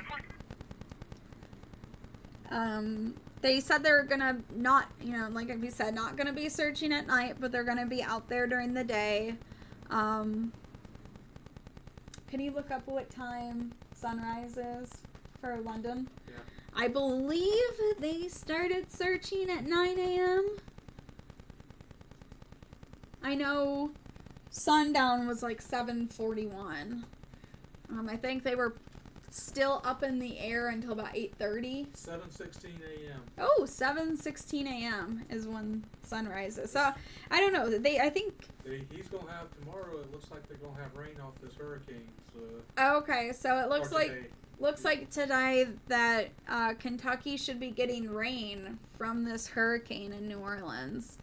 So that'll be interesting. I know there are multiple tornado watches in multiple parishes in Louisiana and over in Jackson City, or Jackson, Mississippi. So if you're in Jackson, Mississippi or around New Orleans or in New Orleans, make sure to keep an eye on that it doesn't turn into a tornado warning. Last I saw it was a tornado watch. And interesting fact for you, like I said, I'm from the Midwest, and every month, even in the winter, every month, the first Saturday of every month at 1:00 p.m., they test the tornado sirens, like even in the winter. So the only way I would know if I wasn't paying attention to my phone or something like that is if I heard the tornado siren. Now, my husband's from South Carolina, and there are no tornado sirens. Even if there is a tornado. Just look out the window. Alright. Scanner's picking back up, so I'm going to put it on here and see. And we are working on getting the scanner to be on the computer so you guys can see it. And you guys can hear it better. We're working on that. Hopefully we'll have that ready for you all by tomorrow afternoon. So I have a behind the scenes working. Let y'all in on that hot take.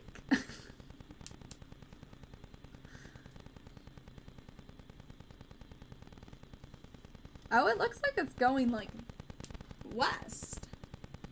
Yeah, I'm thinking to put that up on the screen. trying to see if I think there's a warning layer I can add. Find it.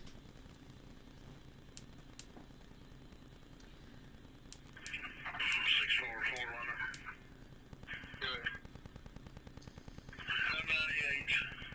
Showing her to Hall Center and Beach Grove side. That female scream.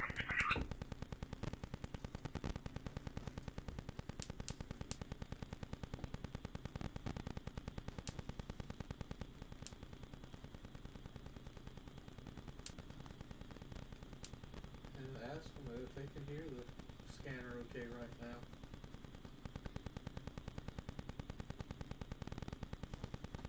If you guys can hear the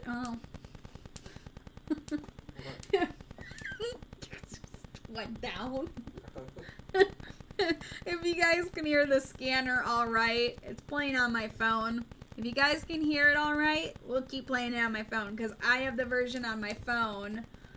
And it's a lot better than any we can get online on the computer. Like I said, I have to go in through my law enforcement and first responder badge number to access the scanner, and it never goes down. To answer your question, it's complicated. I know Laurel County is closed. We're going to pull up real quickly what schools are closed by county in Kentucky. Okay. I know Laurel County, and we'll pull it up on the map too when we pull up the list. But there was a Perry County that also was closed, and I forgot the name of the third, but I know some people were saying that their schools were open, which is shocking to me. But I also heard one lady say that what they might need to start, hold on, let's see what the scanner says. Oh, you guys can hear the scanner. Okay, good. So much better on the phone. Oh my gosh. Keep trying.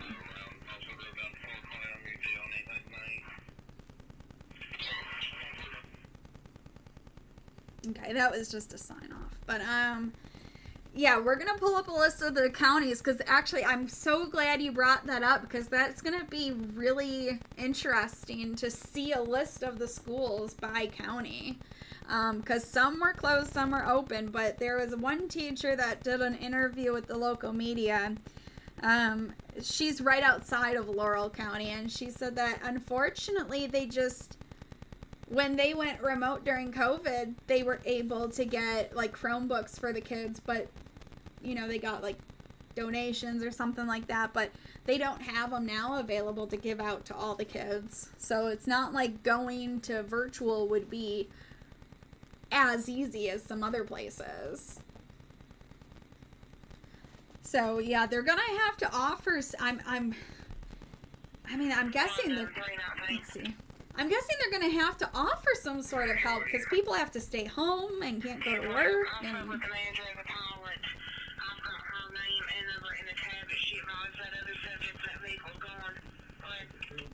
okay, that's for a stolen vehicle. So yeah, I mean, all right, we're about to pull it up on the screen for you of what they're still trying to figure out that vehicle. But I mean, we don't really like to discuss like conspiracy theories or try to guess what happened, but I mean, obviously that's gonna come up when people share opinions, which is fine. MSU has truly shaped me to be the person that I am today. You're not just another student walking around. Like, you are the most important person on this campus just because you are you. I have my best friends for life, also with for being in the great community. As I started getting more involved, I felt more in love with this place and excited that I came here. You know, I've met brothers here that are going to be in my wedding, but Moorhead taught me more about myself than I ever would have imagined. 16 hours, so I think Hey everybody, all eyes on the Gulf of Mexico. Landfalling Hurricane Francine right now coming ashore in Louisiana as a Category 2 storm. What is left of this is going to impact the weather across Kentucky as we go into the day on Thursday.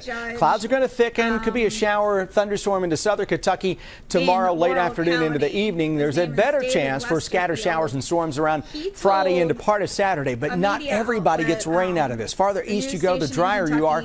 And then a second system coming out of the Carolinas may bring some rain Monday, Tuesday. At 8 a.m., he issued a state of emergency. At Don Franklin, we deeply respect the unwavering commitment of our armed forces. Join us in honoring Kentucky's heroes by nominating a deserving veteran to win a $1,000 gift card. Nominate now at donfranklinauto.com/salutes. This pair of Canada geese in Daring Oaks Park have what's known as angel wing syndrome, where the last joint of the wing is twisted, causing the feathers to point away from the body. Wildlife experts say this condition is a permanent, yet often preventable deformity, which makes these geese incapable of migrating. Just makes it so they can't fly anymore.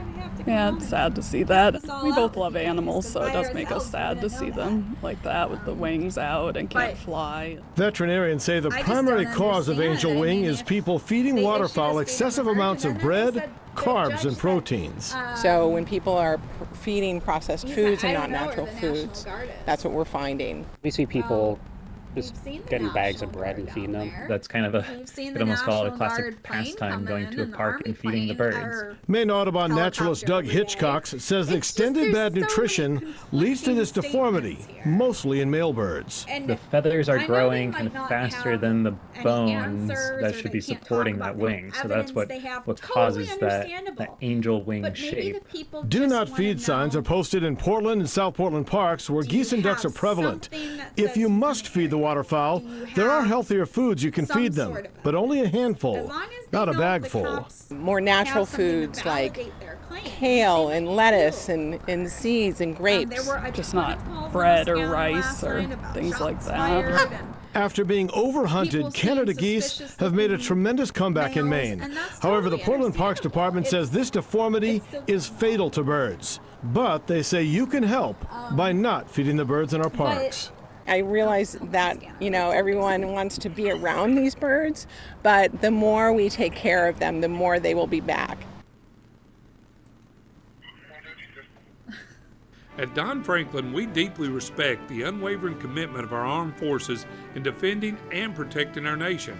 Join us in honoring Kentucky's heroes with our new initiative, Don Franklin Salutes.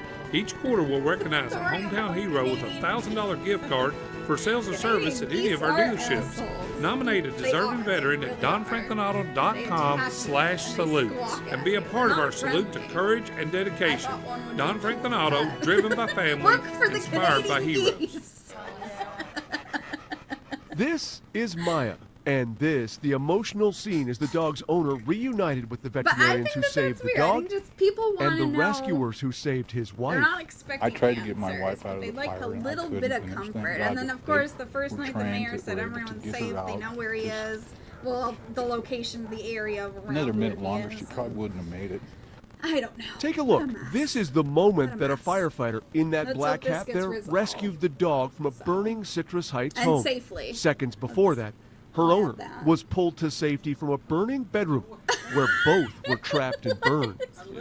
We're trying to figure out the Canadian geese. Very quickly. And here's a look at those rescuers, the ones who not only saved the woman, but also the dog, actually administering oxygen to that dog in a move that the veterinarian says likely saved her life. But now is where Maya's story gets more compelling. You see, it was Maya, an 8-year-old dog who's being credited with protecting her owner from the intense flames. Oh my Lord. Another minute longer, she probably wouldn't have made it. And they found the dog. I swear this out didn't happen when people weren't watching. She took a lot of the burns away from her. The wife didn't get burned on the chest or anything like that because the dog was laying on top of her. It saved her life. Because of this dog's actions to protect her homeowner from the flames, the vet revealed that they're not going to charge Maya's owners a dime for caring for her. We wanted to help. It was a tremendous story. She's a hero. This family lost everything, and we didn't want to add one more thing to their list of worries. But this rescue effort also has one more poignant note, and that is the fact that you'll notice Maya's wearing a covering over the injuries that you can see when she was burned. What you can't see is she also suffered burns to her tongue and mouth, as the vet said, because she was likely licking her owner as those flames were closing in.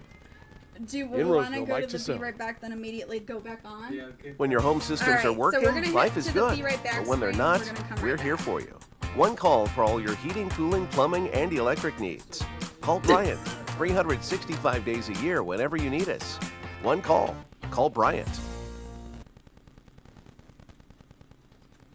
What if we close that whole thing?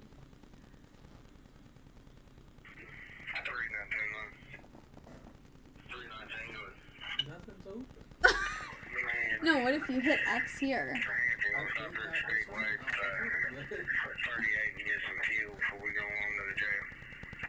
Where would it be?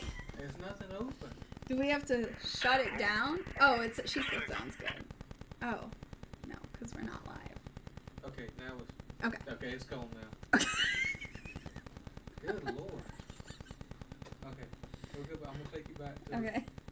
Sorry about... He's more than just a custodian. He's a dear friend to all of us. He's just a very kind, genuine person.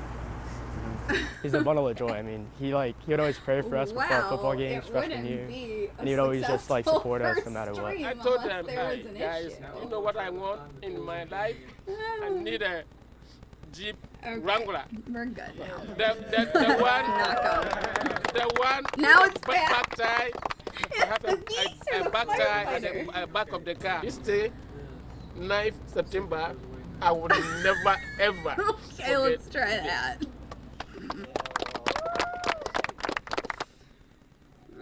Tomorrow's weather today, weekdays at 6 on WKYT News. We've had these issues. Christina Pereira remembers the day she found her perfect wedding dress. I just looked in the mirror and I knew that was my dress.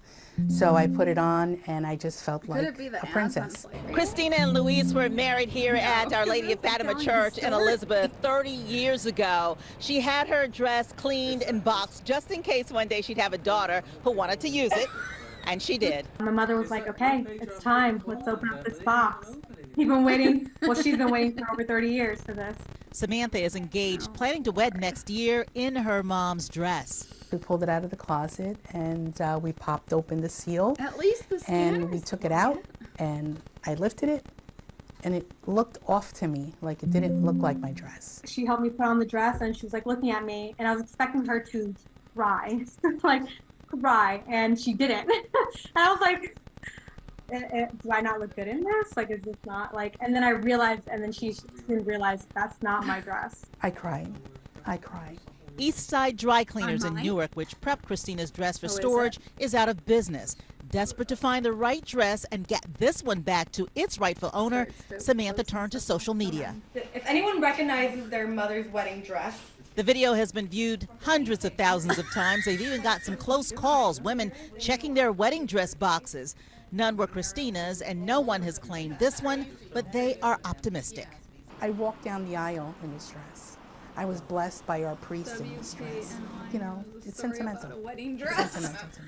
If you think you're the missing link in this dress mix-up, they would love to hear from you. Can you please reach out so I can wear my mother's dress? I don't have the account open where it types from us then. Things always break at the worst time. So when your heat goes out, you need help now. Call Bryant.com. We'll fix what's not working and get you back to what's important in life for all your heating, cooling, plumbing, and electric needs. Call Bryant.com. All right, scanner's back. Let's see what it says. While we take care of the geese.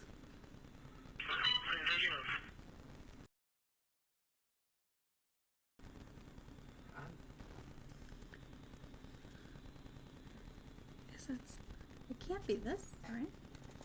No.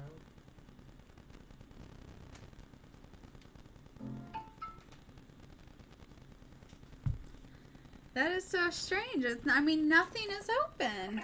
That was it. I don't know why. That was it. Okay, it's gone. All right, well, it's... So I'm going to pull up this closings, and we'll just read her the closings.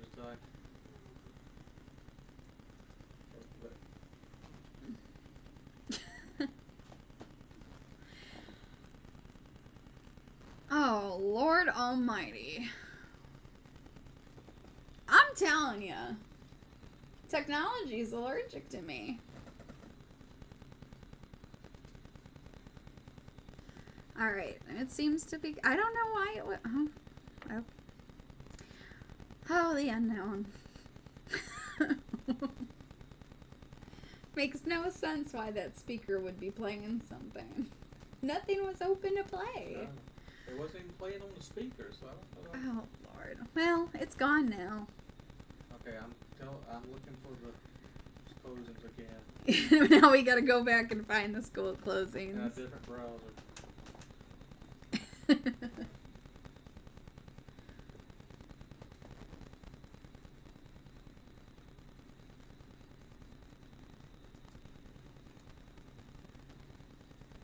This is so crazy. I mean, I guess they're just running around looking for the guy with the rifle, but you'd think they would have checked in by now. Unless they're still using cell phones. I mean, that's what I was hearing. And if you go into the state police scanner, it's crickets. It's nothing. Just static. Was it WKNY or WNKY? WKNY. What are you? I'm looking for the... I'm trying to get back to the closing.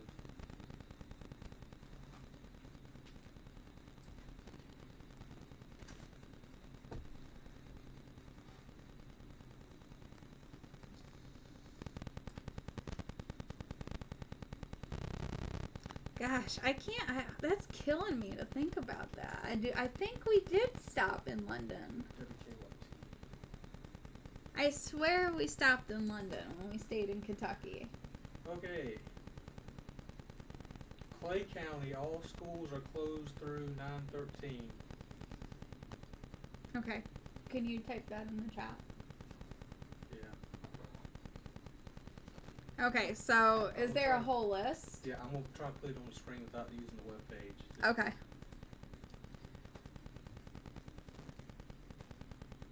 Was the list long? There's 1, 2, 3, 4, 5 counties. 5 counties. And then there's a Christian school. Huh. That doesn't seem like a lot in the grand scheme of things. I mean, it's a bunch of counties. So.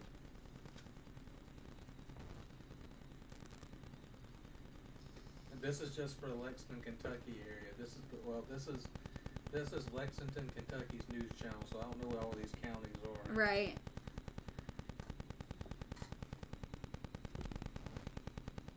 Does Kentucky football play this Saturday? Yeah. In Kentucky? I don't know. They can't. I don't imagine. Are you gonna have a whole stadium full of college kids?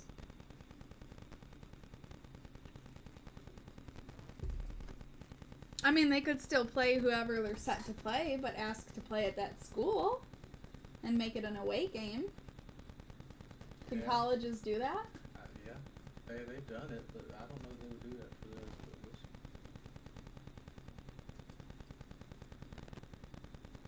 Gosh darn you, Joey C. Turn yourself in. If they can't play football Saturday, they're going to be angry.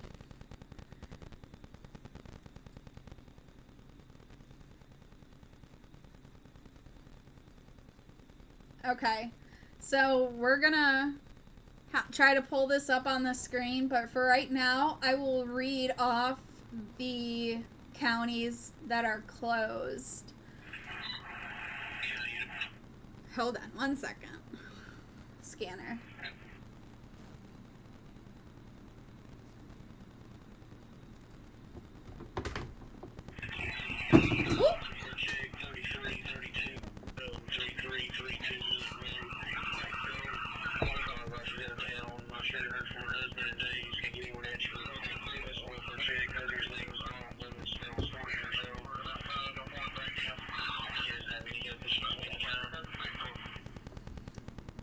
call that just came through was a lady calling, and she hasn't seen her husband in days. They did release his name. They're gonna go out there and look. Or at least speak to her or something.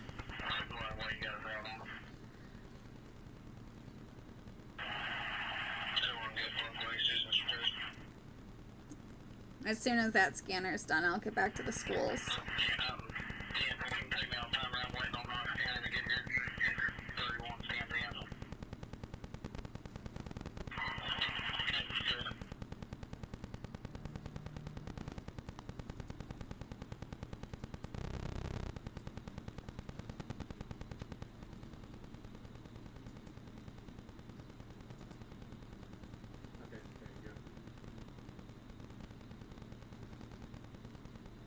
Okay, so these are the school closings. Clay County is closed through, well, all of these are closed and through 9/13, September 13th. So the rest of the week. It's Clay County.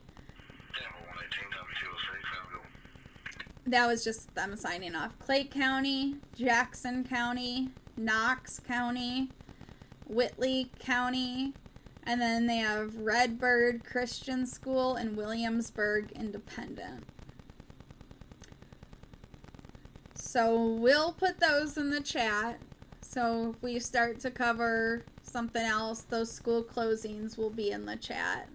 And anytime we're on, you can ask us to repeat those, and we'll do that. Weird that Laurel County isn't on there. I don't know if they're waiting to the earlier. Yeah, I don't know what they're waiting on, so.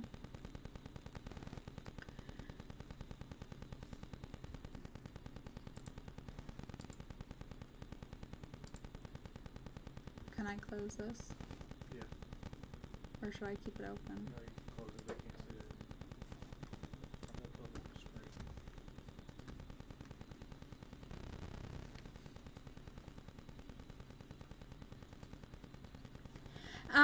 As far as the searching, so they said they were gonna just be doing searching efforts during the day.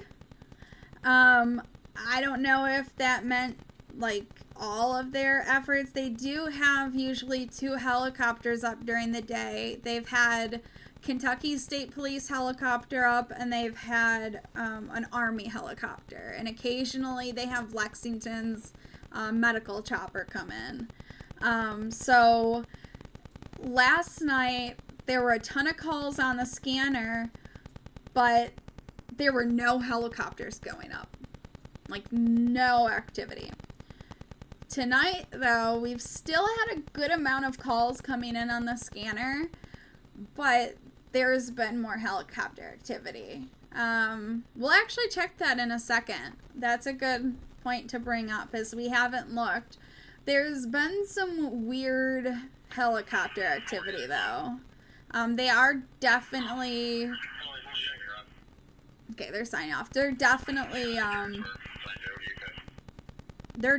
focusing on the forest, for sure.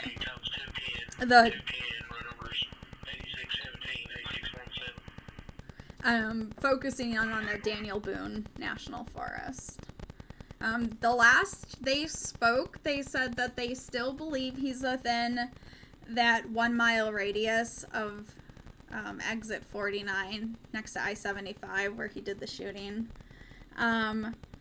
Helicopters do have thermal imaging, like FLIR cameras, and those can detect heat signatures. And they also have,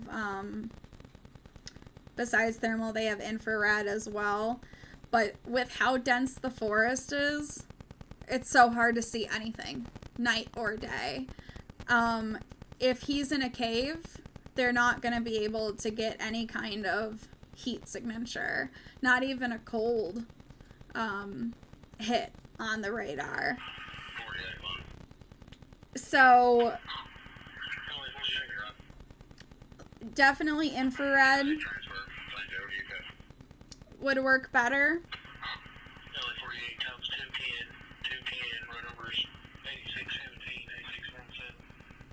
Okay. That's nothing. They did say they were going to be looking during the day. I haven't really seen them searching throughout the night. That's one possible theory, is that since they've released that information, and depending on how his survivalist skills are and his wilderness experience goes, that he might be staying somewhere hidden during the day when they're out looking, and then he's coming out or making ground at night. I don't know what evidence they have. They haven't said anything besides that they found his vehicle and they found an AR and not all, but almost 1,000 rounds as well. But the possibilities that he could have stuff stashed hidden, or that he had other weapons, there's been different theories about that. He could have always gone away himself. He could have always had help. I mean, there's so many theories out there, but the last time they had a let's see what this is.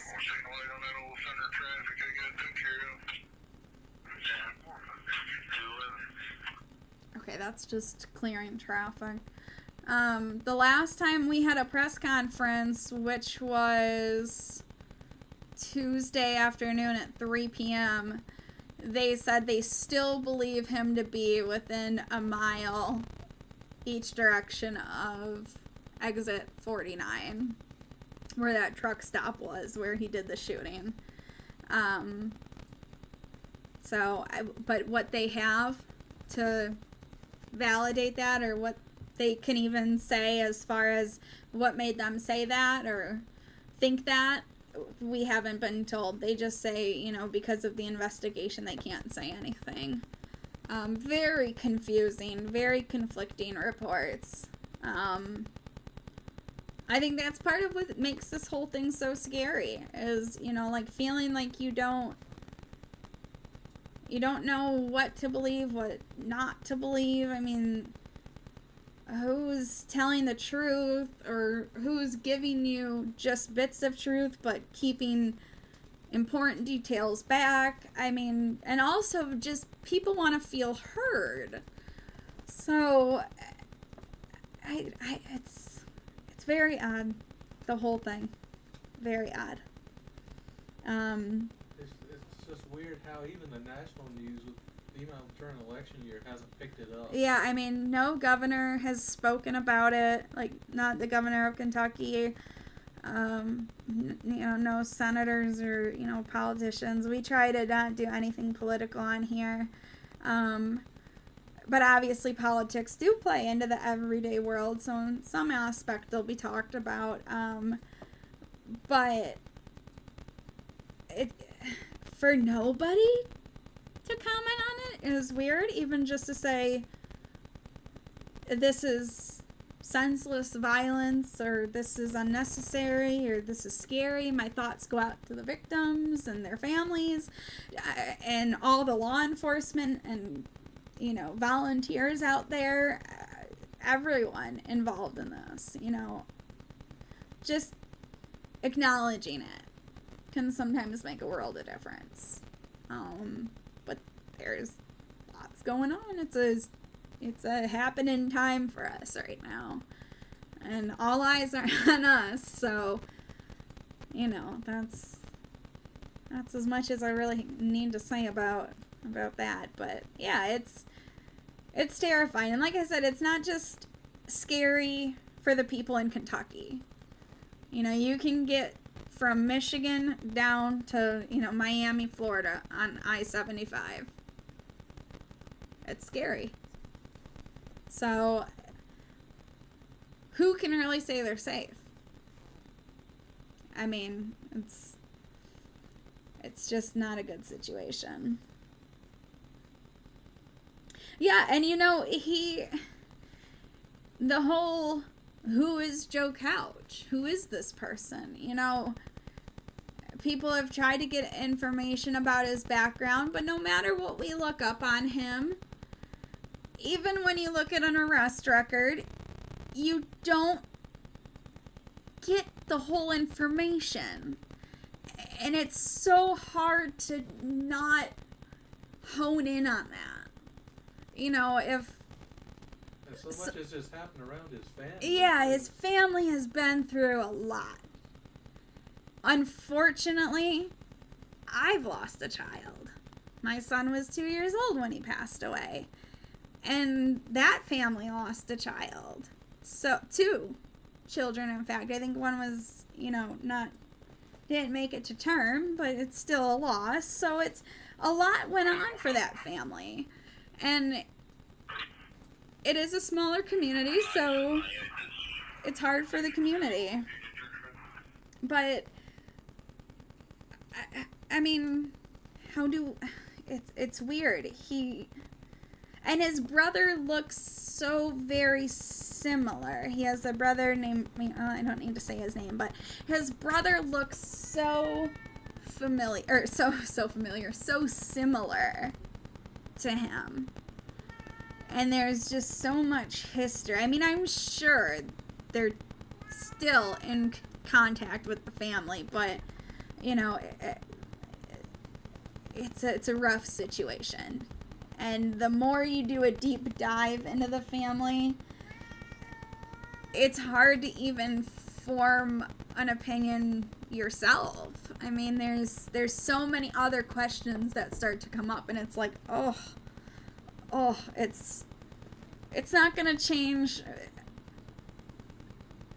who the family is, who Joe Couch is himself. You know, it's the details of their family history, his personal history, don't change the facts of what happened here, unfortunately.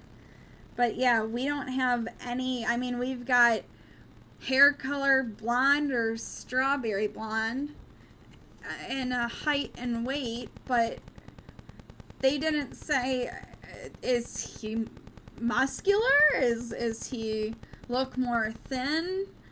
You know, he could be thin but have, you know, really bulky arms that, you know, tattoos. A lot of military have tattoos. You know, like, and they can be pretty identifying. Like, a lot have like a flag. That could be really identifying. So, yeah, little bits and pieces of information like that would absolutely be helpful. If you can release his picture, even if he doesn't have tattoos or any scars or birthmarks or anything identifiable like that, or a description of the bag or he had or something, anything. If you don't have that information, say, this is the only information we have, there's no known birthmark or scar or tattoo, then at least people know that if you had that information, you'd be willing to give it. And to just be silent about it, even if you don't have that information. Sometimes bringing it up shows people that you're checking all the boxes. Because if they have boxes that they're, you know, are not checked and they're wondering about it, chances are that the officials should have that answer. So, very odd. Yeah, I mean, 5'10" and 150 is really skinny. That's pretty thin.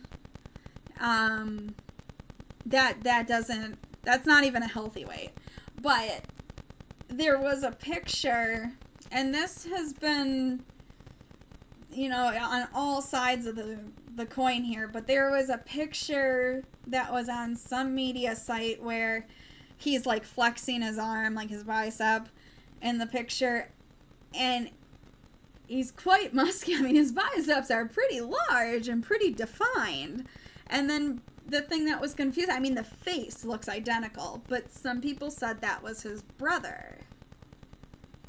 And if that is the truth, that was his brother, then gosh dang, they could be twins.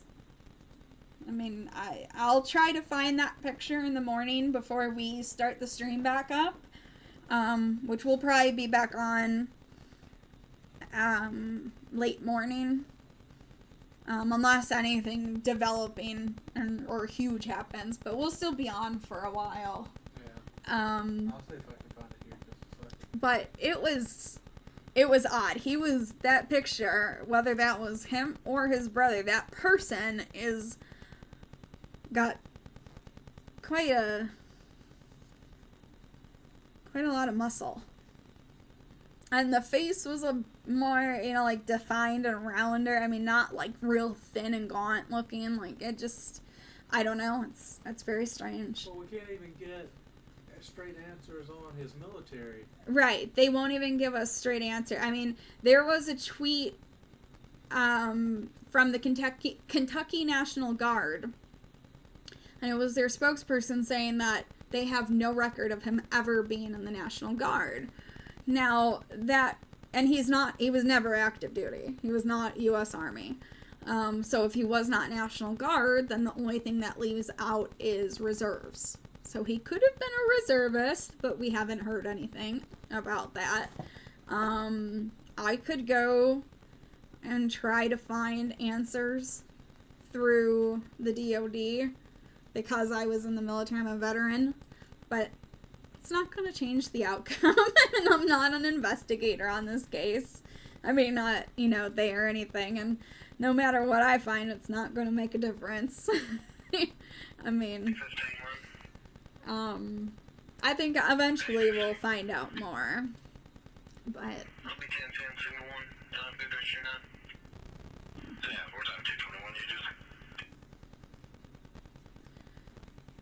very odd, the whole thing.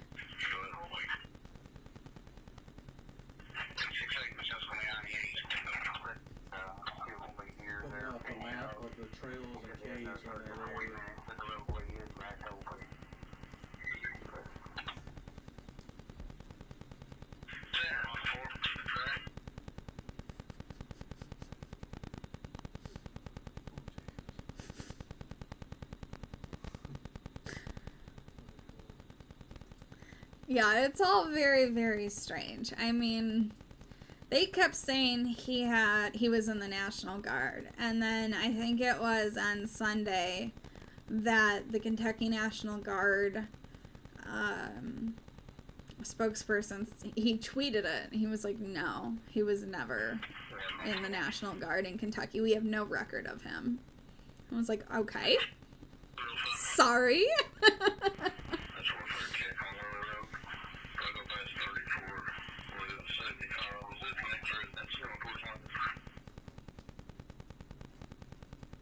We have a lost officer.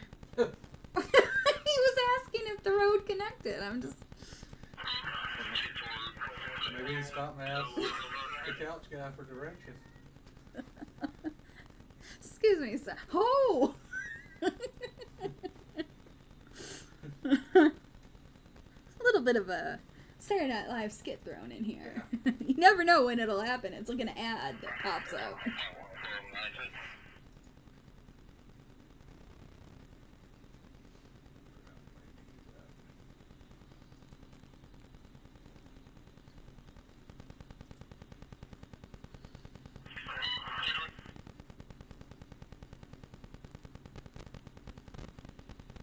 Starting to get more active right when the shift change happened.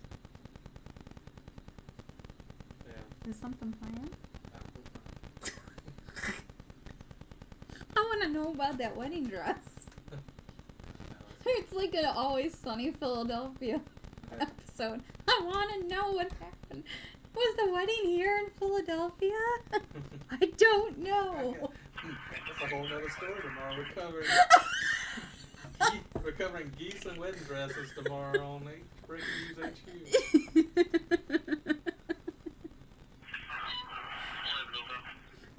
All your breaking geese news. Yeah. What?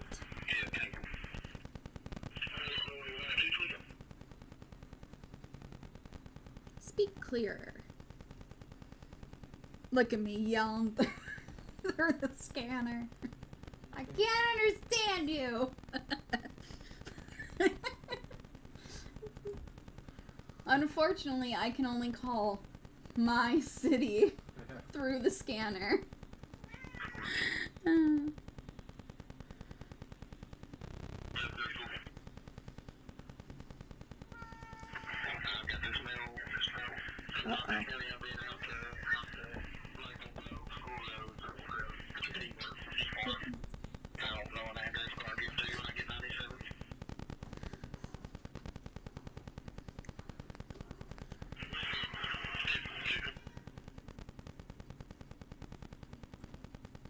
Yeah, the whole thing about the reward.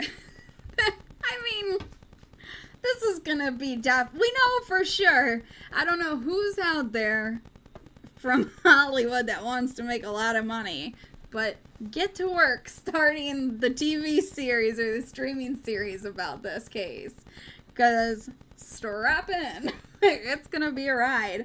The reward, it started so low considering how many injuries there were. Luckily, you know, no fatalities, but good Lord, I mean, people sustained some very serious injuries, and even people that weren't shot, like accidents happened on the highways. I mean, 5,000 seemed, and then a whole manhunt started within hours. I mean, it seems 5,000 seemed low to begin with.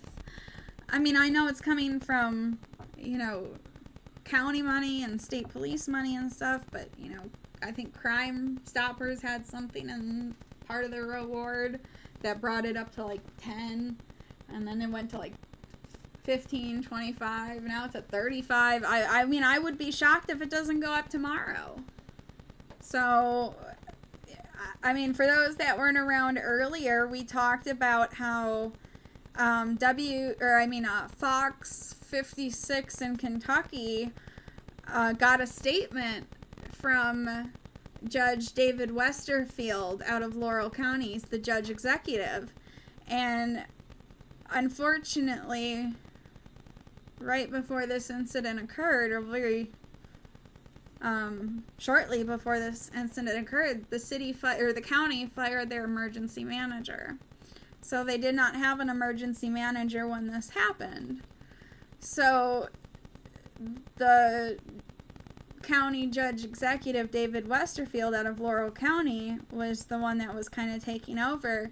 And he said that Monday at 8 a.m. he issued a state of emergency, which means that they can bring in state and federal resources like helicopters, drones, thermal imaging camera, IR cameras, more boots on the ground even.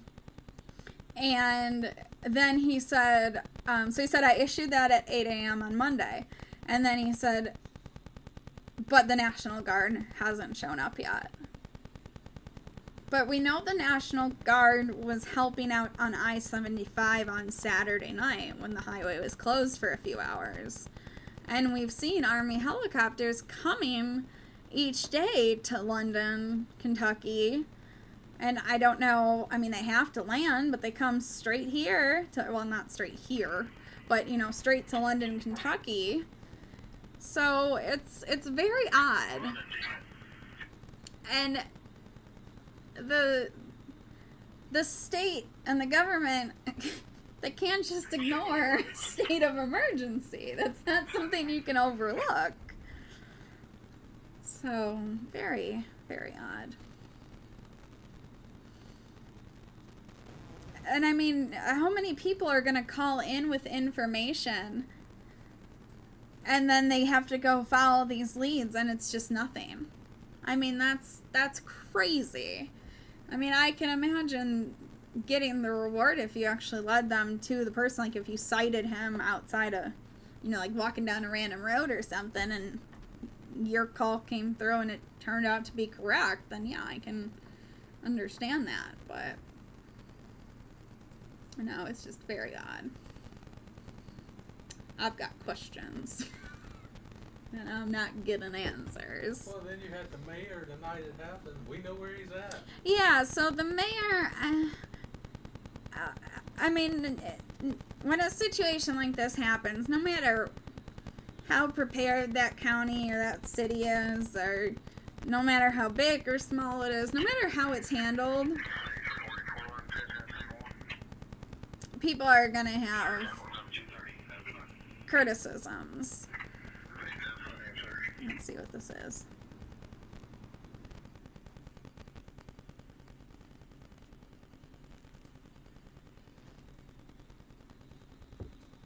I think they were just checking in. But, I mean, it's very strange. Very, very odd. I mean, the National Guard, they can't just not go down there. They can't just decide, oh, we're busy.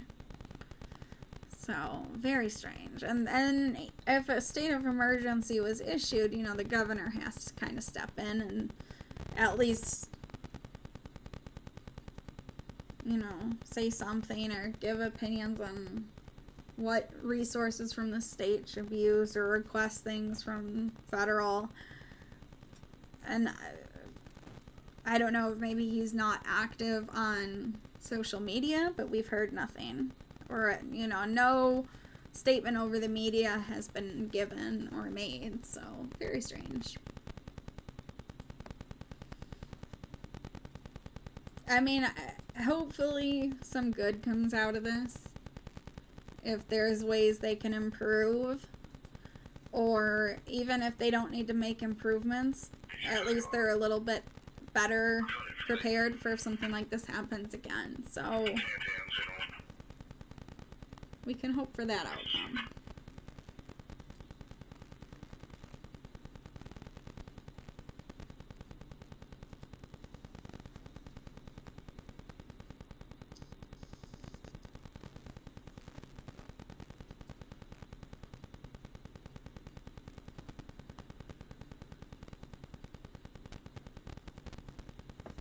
So many of these calls haven't followed through. They were looking and then they never. So strange.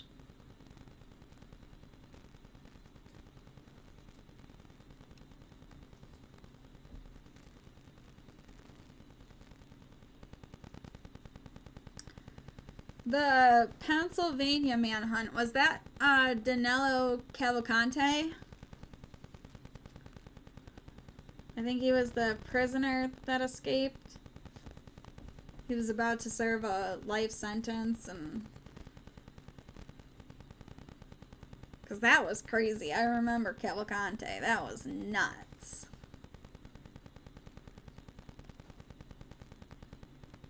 Yeah, Cavalcante. That's, yeah, yep. So, and that was so, I mean, that went on 14 days. 14 days. And how they got him to come out was so strange. They had his mother take a megaphone and start talking. And he came out, or they played a recording, I forget which one, and he came out. I guess he was really, really close with his mother. But there's been conflicting reports, because people have mentioned that and compared that case to this and said, you know, what if his family tried to reach out, or what if they helped look or something. But I think he, you know, like I said, his family's very complicated. They have quite a rough history of things they've gone through, some tragedies. So, you know, there's reports that he might have not had the best relationship with some of his family members. Yeah, and you know, even when if you've watched the press conferences, the pressers are so strange. So somebody in the media, when they open it up, first of all, when they start the conference, they don't really give us much information. It's never really changed, besides the reward going up. But then they open it up for the media to ask questions. And like when the one state trooper was up there, they would ask him a question. He would say, I don't have that answer. And then he would look to his right or his left, like, help. And then somebody else would come up, like usually the captain of London City Police. And then he would talk and answer that question, and then the media would ask another question, and he would look back at that trooper, and that guy would come up, and then sometimes if they didn't have the answer, they'd look at the district attorney, and it was just like, oh, it was so strange. Like, they were looking at each other like, help. Answer this. It's just so strange, and it's like, obviously the state troopers are different than London City Police and Laurel County. Those are three different, but they are all still able to share information with each other. Very strange. Very strange. And you know what's weird? I know that Pennsylvania has a lot of like mountains and stuff like that, and they have obviously a lot of forests and stuff, but I don't know. I know Pennsylvania might have some caves, but not like Kentucky does. They have hundreds of miles of caves. I tried to pull up a cave map. I mean, yeah, we tried to pull up a cave map, but it would look like... And trails. And the trails, too. And if we showed it to you, you'd think we're showing you a map of, like, downtown Manhattan. I mean, it's crazy. There's no way you can... Uh-oh. What happened to the scanner? Oh. Okay. It's good. I didn't know what to do for a second. See, I think what they're doing is they're shutting down their scanner feed on, like, the free sites. Because it keeps pausing, then it picks back up. That's weird. I mean, again, I understand he worked for dispatch for a while. Yeah, that's right. People keep asking all about if he was in the National Guard or if he was in the reserves. But they did talk about one of his past jobs. He worked for the Williamsburg, I think it was, 911 dispatch. So, I mean, like I started this whole thing off saying, is the reason I have a different scanner than, you know, people that go on and use Broadcastify is I have an app on my phone from working in the fire department.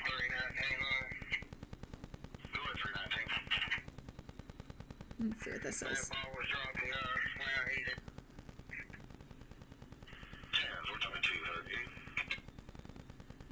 Okay. So, yeah, I have an app on my phone and I log in using my badge number that I got, you know. So it's like our city uses this app. And even if I don't have the app open, if an alert happens in my city, then I would get the alert through my phone. It rings like a klaxon. I mean, it's so loud. Sometimes you'll hear it come through on mine, because when I go into other cities' scanners or different counties, which I can find most any, which is pretty nice. But when I go into theirs, if something major happens and they're like alerting all units about something, or outside cities or counties, then you'll also hear that loud klaxon. So if it ever has this like crazy alarm going off and then the call comes in, that's because of the type of call it is. It's very strange. Very loud. It's kind of scary. But if you stick around with us, you'll get used to it. Now it only scares my husband when we're driving. Or if I don't tell him I'm running the scanner.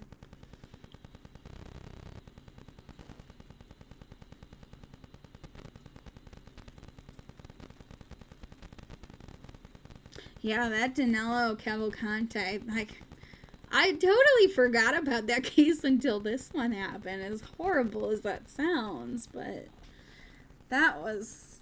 And I also, some people have compared this case to the Brian Landry down in Florida, when he was found in the swamps. So that was weird. They had search teams out, they had so many people out, and then it started to flood in an area, and then when the water went down, his parents brought the police to exactly where he was, and of course he was deceased.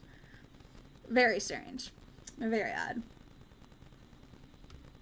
And I don't think we still have all the answers in that case, unfortunately.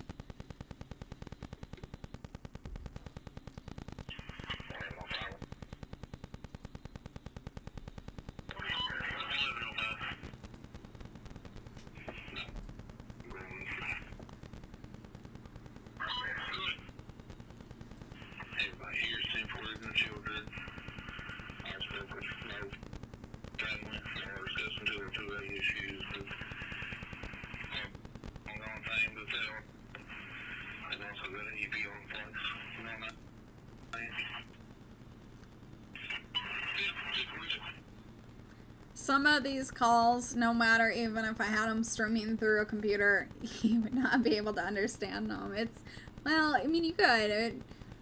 Maybe it's just me, but sometimes it's very hard. They, like, put words together, and it's, you know, the thick drawl can be very hard sometimes.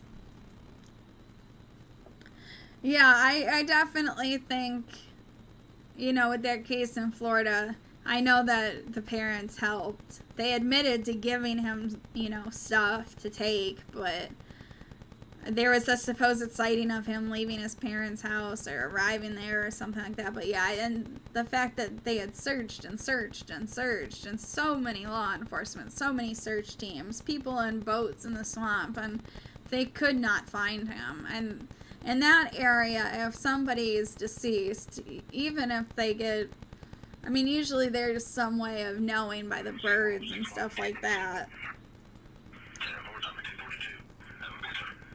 They were just signing off there. And especially with the heat down there and all the moisture and stuff like that in the swamp. Yeah, I mean, you would start to see signs pretty quick. And, you know, once the water level went down, then his parents, once they were able to walk over there, they just led law enforcement straight to him. It's not like they were like, oh, we're going to look in this area. No, they led him straight there. And when they asked them how they know where he was, I mean, obviously, don't know. Another mystery.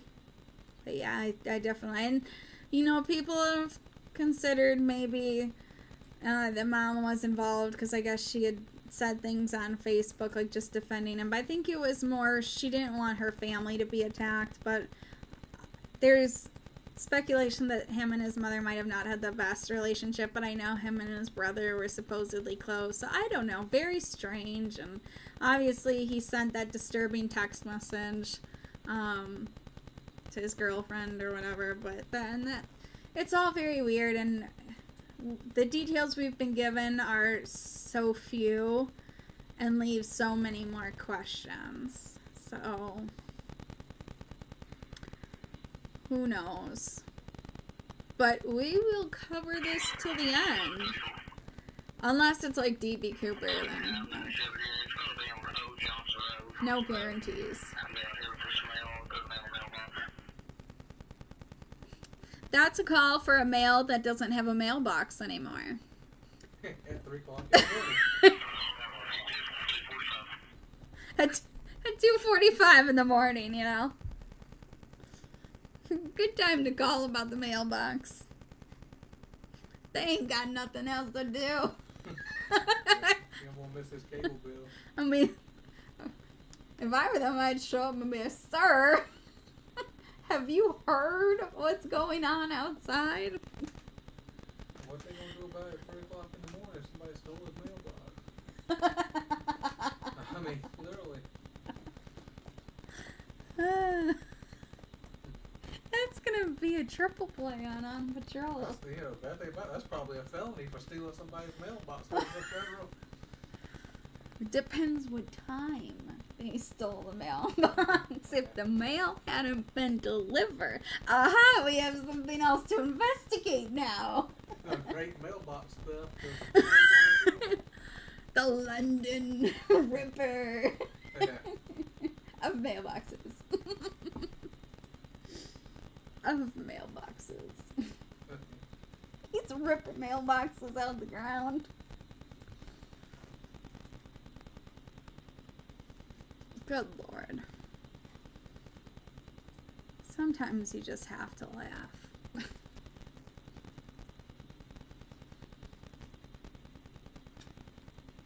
I mean, yeah, what a strange time to call about that. Why wouldn't you wait till the morning? That's not a 911 worthy thing.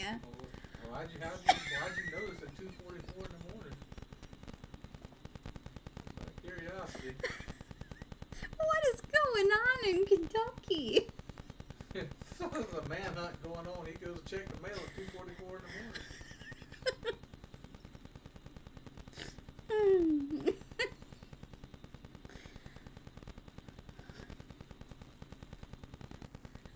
Tomorrow, our scroll can say, still no update on the mailbox. The mailbox is still missing. The geese are on the run, and the wedding dress is about to be described.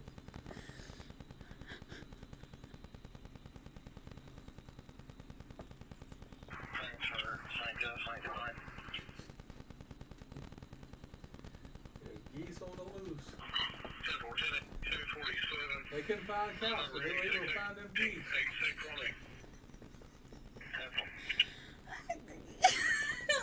Stop it. Everybody in London, Kentucky should sleep better. They didn't find couch, but they found the geese. Technically, my speaker found the geese. Exactly. Why is on the same page about the manhunt? Was there a story from the same news station about geese being found? Oh no, where they eat them? He might eat them geese. Who knows? No. Maybe. Someone said they're eating ducks out of the pond over there. No, sir. He shot that shit down. No, sir. We asked. Well, they're wrong.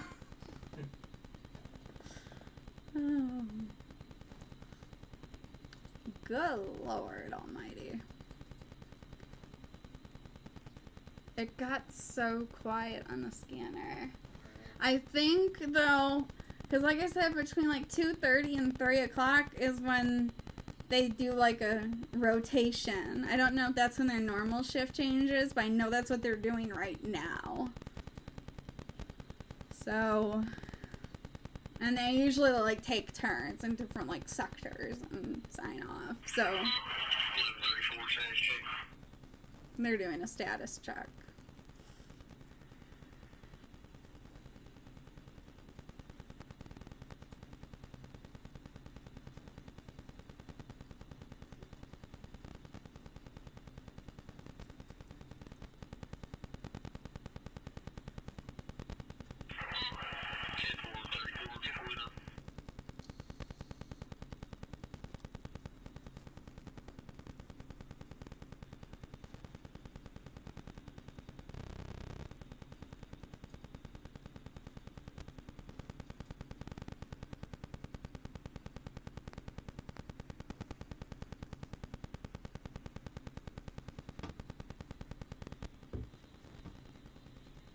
Yeah, I think they're just signing off. But see, this is what happened last night around this time. When they started to swap people out, then we thought, oh, it was going to be more quiet, like it had quieted down for the night.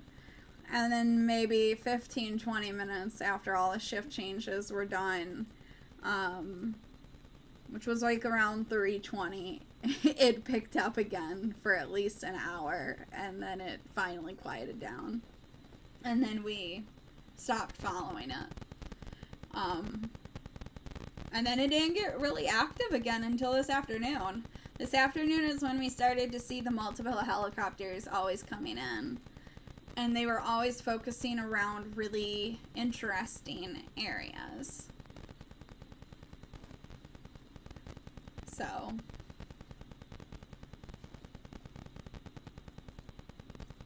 Yeah, this is definitely, it's been more active at night for sure.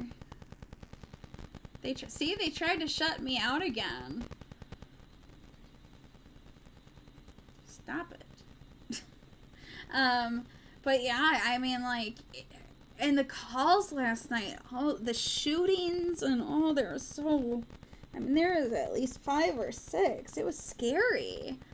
And then tonight, like, luckily, I mean, there's been shots fired and shots heard, but nobody's been injured that we know of. But they've had a lot of suspicious calls and suspicious people spotted, so very scary. And I'm guessing, if it's anything, I'm interested to see, because I predicted it would pick up around 12:30, and it picked up right around, like, 10 minutes to 1. So I was pretty spot on with that. And then I knew they would do their shift change, you know, starting between, like, 2:30 and 3, but they started around, like, 2:15, and they've kind of been off and on. Like I said, they go in sectors. And then I'm guessing around 3:20 it'll pick up again. The last call we had was a suspicious male. We haven't heard anything further on that. They had to follow him out into the woods. Let's see what this is.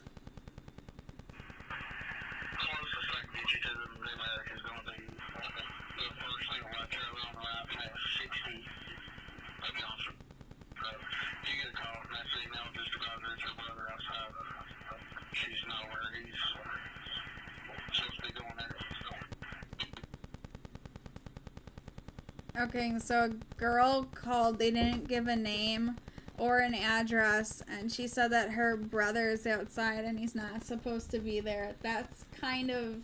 Does he have a mailbox under his arm? He might have stolen the mailbox. Yeah, so the other call we had that we haven't heard an update, like I said, the first one was that guy that looked suspicious. And then there was another guy that a woman said she saw him go, like, into the woods behind her house, and he had a rifle.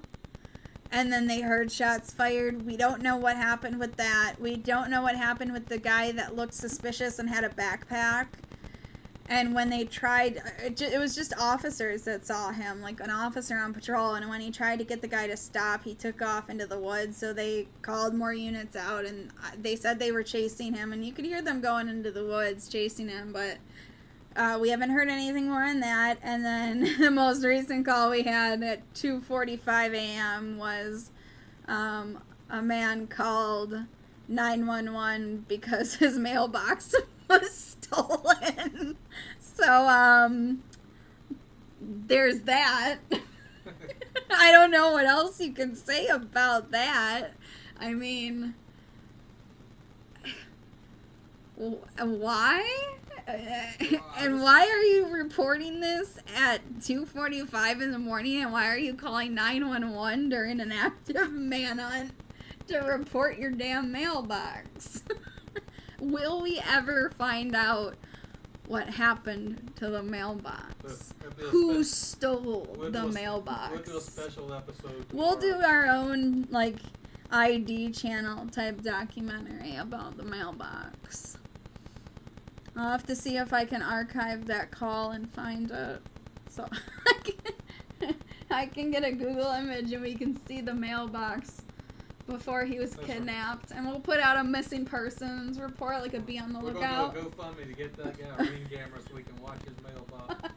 He can log on to his Ring camera at any time to watch that mailbox.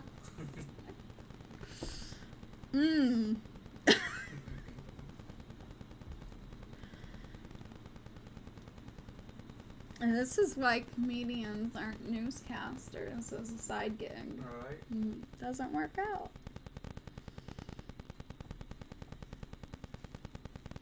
Oh, I could never be on the news. Can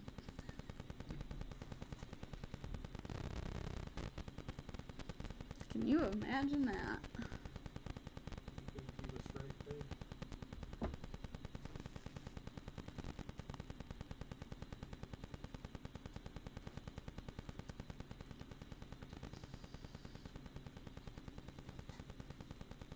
Come on, 320.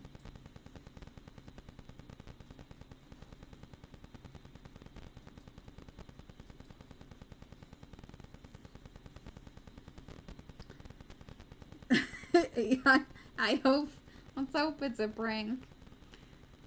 Let's hope he has a Ring camera or something. I mean, he must really love that mailbox. He must have, like, made that mailbox or something. I mean, he was very attached if you have to call 911 during a manhunt, but bless his heart. That's what the Southerners say. It can mean many things. But bless that man's heart. This poor mailbox.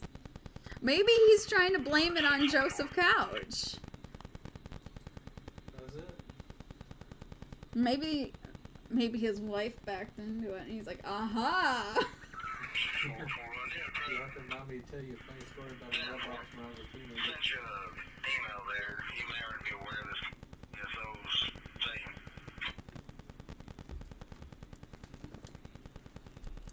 What?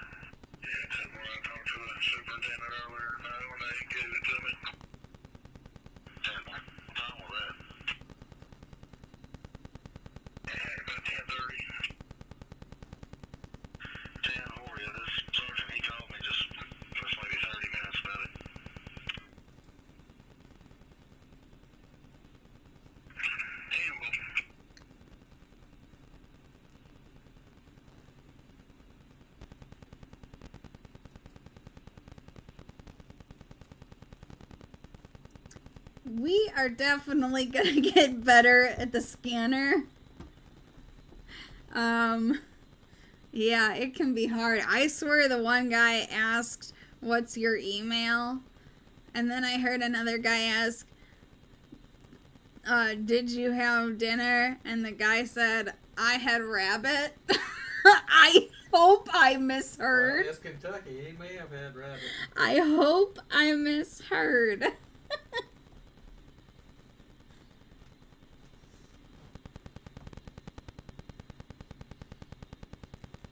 I didn't hear couch.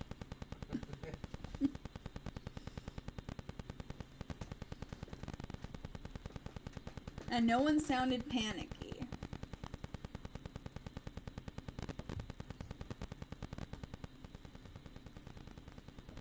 I wonder if we can get an AI movie guy voice, like the trailer guy voice, for our documentary.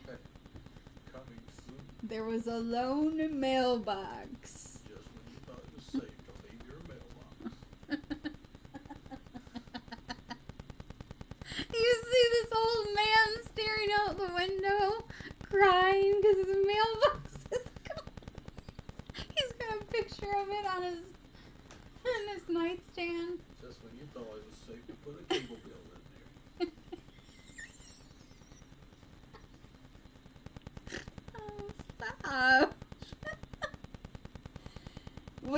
We're gonna get to the bottom of the mystery of the stolen mailbox. The real story in London, Kentucky is the stolen You know, mailbox. if this happened to my parents, it would probably be my mother hit the mailbox. Something happened around where they live, and she blamed it on the suspect. No matter how horrible the crime is. Oh, well, he also took my mailbox. We didn't find a mailbox. He destroyed it. He vaporized it. Now you have to go find the remains. And she would try to use it to get a new mailbox from the insurance company. So maybe it could be that, or maybe someone, like, I hope it's a prank. I hope it's teenagers pranking him. I mean, he must piss somebody off if it wasn't teenagers. Maybe been the postal service that stole it. You know, teenagers do play that game though, where you know, you have to like hang outside of a truck and like take a baseball bat and hit a mailbox as they drive by. Mailbox baseball? Yeah, mailbox baseball. That can be dangerous. Yeah. As you know. Hop days, wow.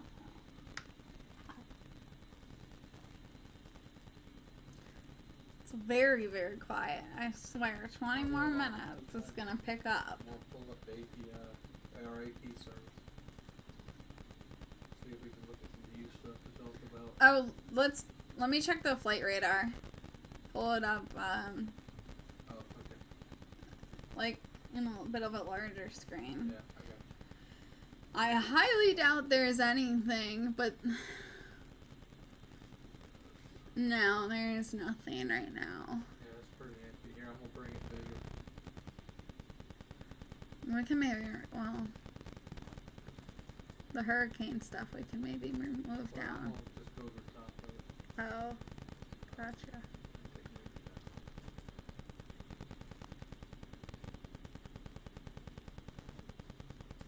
Okay, let me pull it up so you can interact with it. There you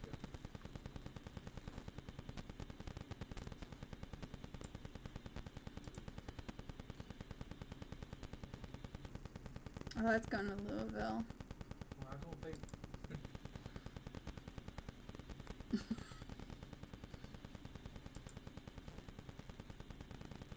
That's a plane. Yeah, see, there's nothing.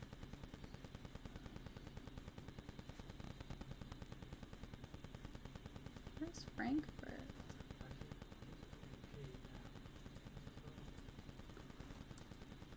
Why am I not?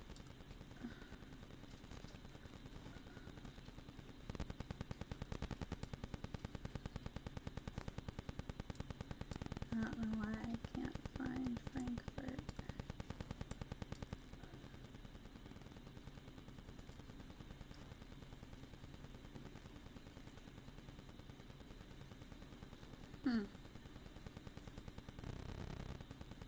Someone said Hazard County is closed tomorrow too, I heard earlier, but that wasn't on the list, but I asked for everything in Kentucky, but right. Who knows? Yeah, we're gonna try to pull up the cave map. It's the first one I had was pretty nice, but it said that I was suspicious. Oh. I don't know what I did to be suspicious. I'm a little concerned. I can't pull up an interactive map of caves.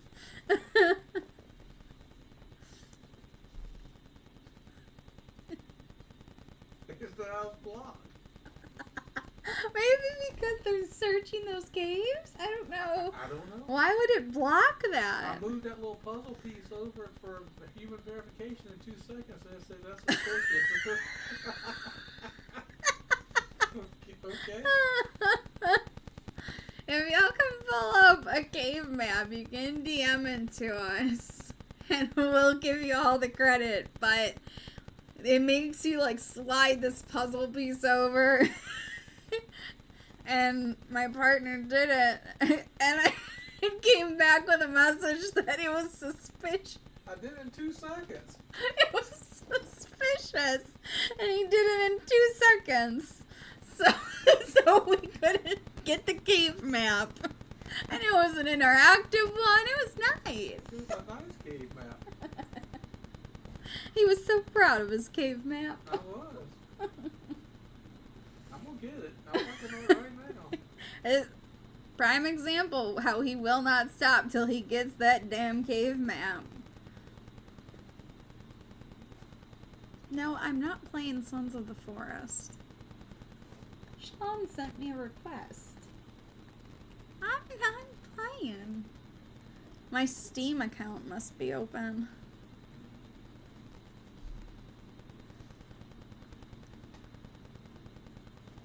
Because it wasn't Discord, it was Steam. But then yours would show up, wouldn't it? Maybe you didn't mean to hit it.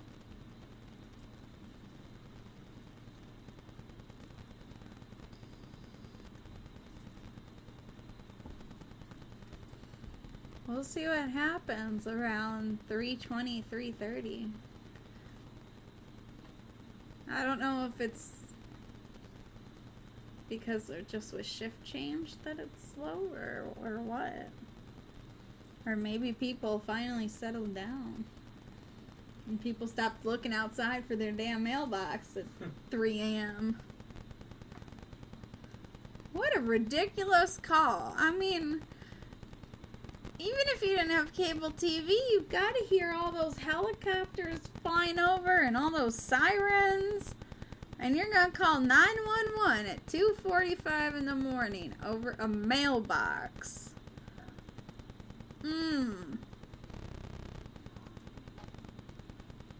That man better have the most important mailbox that side of town. I mean,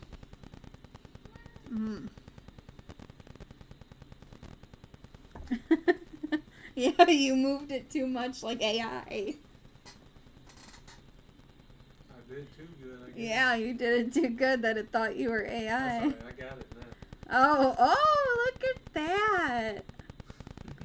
I will not be defeated. Cave map coming up. Coming soon. In a world. The moment we've all been waiting for. The reveal of the cave map. And then the internet crashes. No. If it does, it's totally my fault and it's on the video demand. That's right. It's on the replay. Everyone will blame me and they'll put thumbs down. So we're going to be doing this all the time. We're not going to just cover this Kentucky situation. We're going to be covering any breaking news. And my scanner has a thing. I can set it up where no matter what, it'll always alert me to my city. If I got a call from my department, it would override the scanner right now that we're listening to. If they had to call me directly, which they can do. But they would, obviously call me first. But I can access any city. So if you're in your city and there's something crazy going on, whether it's weather or mayhem or anything, let us know and I can pull it up on my scanner and we can start getting on it. And I have a thing set up where I can get alerts and I can go look at different cities that have alerts out. So if there's a manhunt, if there's like a big 5-alarm fire, if there's a police chase, if there's, a big crowd, like a big mob, if there's a mass shooting, a school shooting, anything like that. So we'll be out here all the time covering everything we can. So that's the cave map. So, okay, here's the cave map. And trail map. And the trail map. So explain what's on here, like what's what to me. That in the middle, that in the center. Uh-huh. I'll show you. That's London right there. Okay. And that's a cave right there. And that's where he So there's really not a ton of caves right around where he was. No. They're a good distance out. There's only one cave right where he's... And those, well, it's technically 3 caves. All of those are the caves that are right there by where he's at. But they're not very narrow. No. They're very open caves. So the 3 caves on the left of this screen are the nearest ones in the vicinity of where the shooting was. But as you can tell, they're not like real narrow. I mean, they don't go deep where you could really get down and hide. I mean, they'd be easy to search with a drone or, with manpower during the day. And then all those green ones are all the caves. But, I mean, most of them are far away. So that's something that I really haven't heard yet. Yeah, they really nobody. Yeah, nobody's really reported on that or shown us that. So, I mean, that's really cool to pull up in the show. It's not like. It's not like Mammoth Cave is right there. Right, Mammoth Cave is pretty far. Yeah, and that would be, and those are still, they have tours all the time, and it would be hard to really hide in there. They have so many tours going on and stuff, and they're so well maintained. It's historic sites, so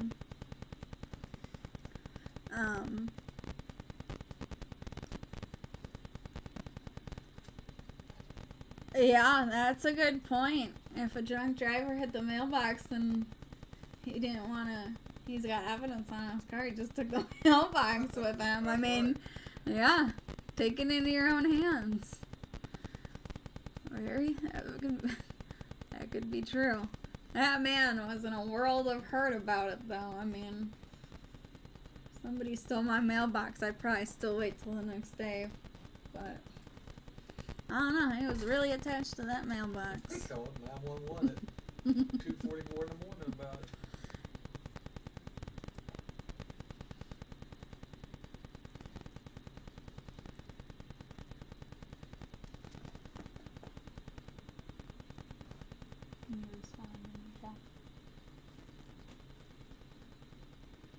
But yeah, that's really neat, because I assumed, based on what they were saying, that there was caves all around. Especially, they talked about a lot of caves being in Daniel Boone National Forest, which is like all around there, which is absolutely huge.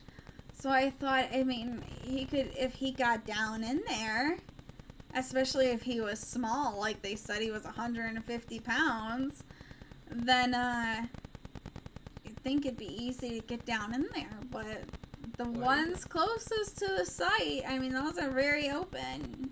Well, you know, one thing that concerned me when they did a press conference now 2 days ago, they said they were only searching like a radius of, what they say, 1.5 miles? Yeah, it was just about a mile radius in each direction from the exit where the shooting was. So it was just crazy that they're just, a mile is what they deemed as, okay, right, that's enough. Let's stop right there. And it's like, well, they said they have reason to believe, and I don't expect them to tell us what evidence they have, but some sort of feedback. We have a credible source. Okay, that's perfect. Good enough. You know? Alright. A credible source. There is a confirmed sighting. Okay, good enough. Yeah, that's weird to me. But the more days that go on and they still stay within that 1 mile radius, it starts to become more questionable. The other thing that's so weird is the state of emergency. I mean, the Laurel County Judge Executive David...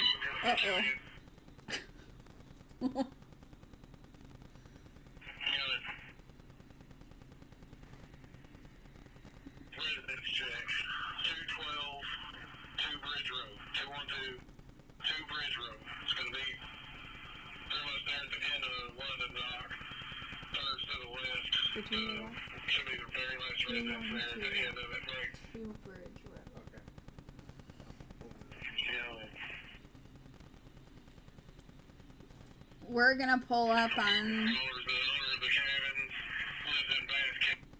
So there's about 7 back there in total. It's a pretty secluded road.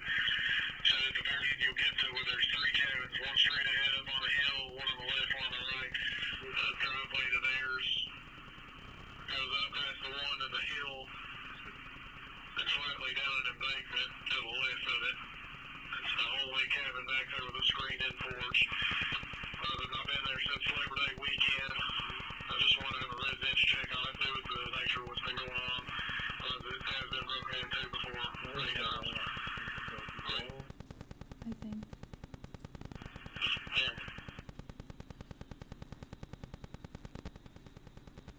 I think this is at Montford, Kentucky. Montfordville, I think it's close by. I think. 2 Bridge Street. 212 2 Bridge Street. Oh, gotcha. TWO.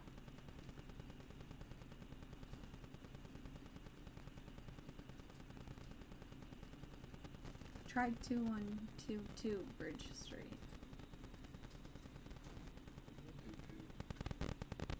No, like 2122.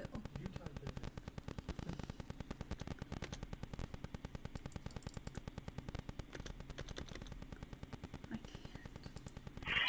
My keyboard disconnected. Like 4 digits. 2122.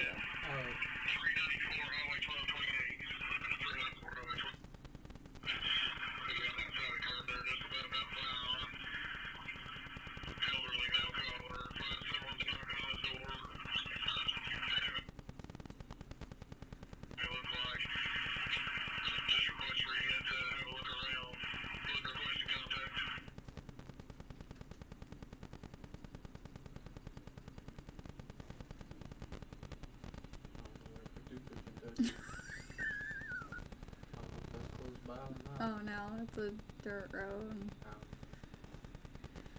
Okay, so the 2 calls. Oh jeez. Hold on.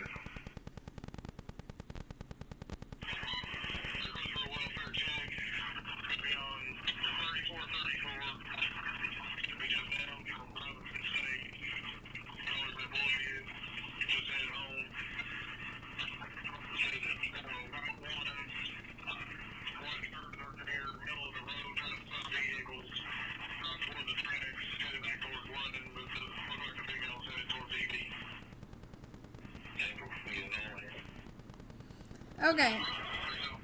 So we've had 3 calls. See, I told you around 3:20.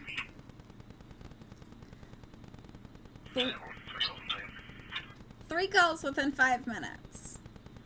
The most recent one was a welfare check. And then for like a guy trying to stop cars in the middle of the road and like acting weird. And then the call before that was a guy wanted them to go to his cabin because there's like only 3 cabins on his whole entire road. It's very secluded. His is the only cabin with a screened-in porch, and it's been broken into before, and they have reason to believe it was broken into, so they want the police to go look at it. And then the call before that, what was that one? Oh, I think that was the suspicious. Oh, no.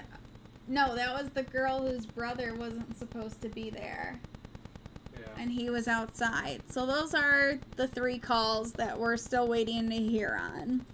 The girl whose brother's outside her house and he's not supposed to be there. The guy who thinks his cabin was broken into on a really secluded road. And then this most recent one, which is a welfare check, which doesn't really give us too much information besides the guys in the middle of the road trying to get people to stop and acting weird. So.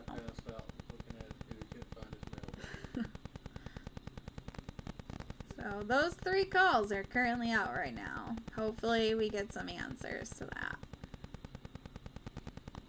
It is absolutely dead on the flight radar. Nothing.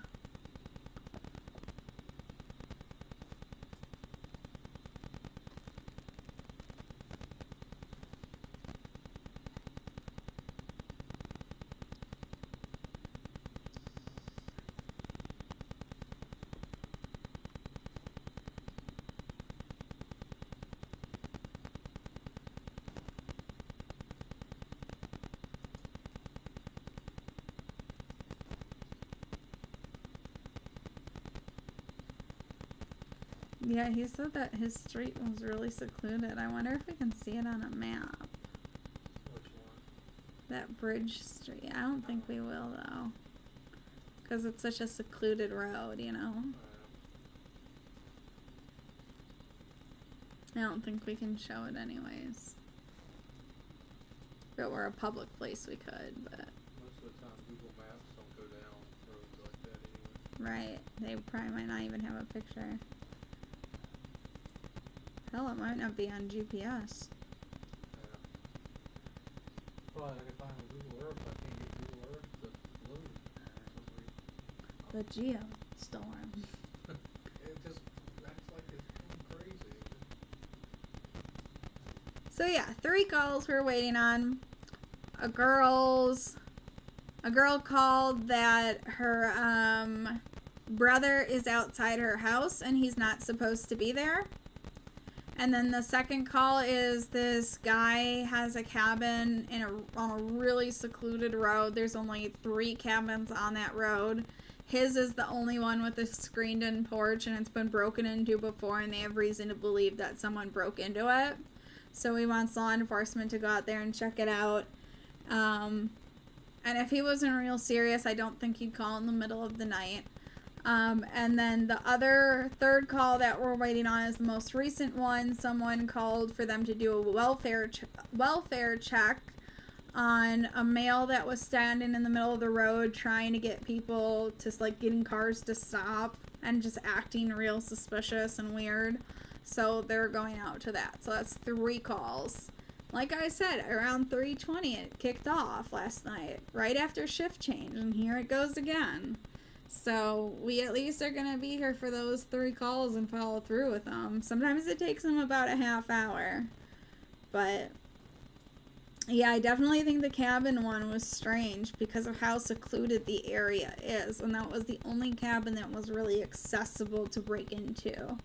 So I definitely, I mean, this guy, it's a second home. It's just a cabin. So he said they hadn't been there since Labor Day. So, I mean, it sounded like the guy was of sane mind enough to, you know, probably like a neighbor lives there year round in a different cabin and called. But, I mean, that guy wouldn't call at 3 o'clock in the morning if he wasn't concerned or didn't have a reason to believe it to be true. So that'll definitely be interesting.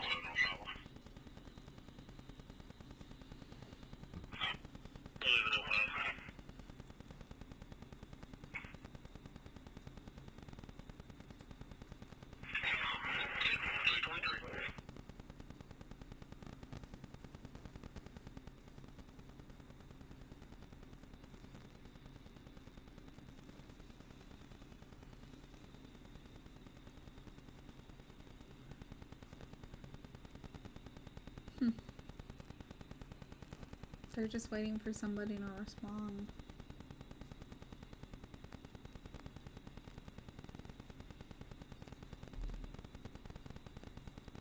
I mean, it usually takes them a while to, like, get to these calls and to figure out, like, you know, actually secure the scene.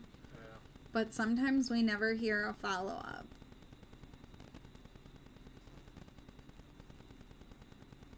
And I do wonder if the reward is gonna go up. That will be interesting to see, and it'll also be interesting to see if there's a presser tomorrow.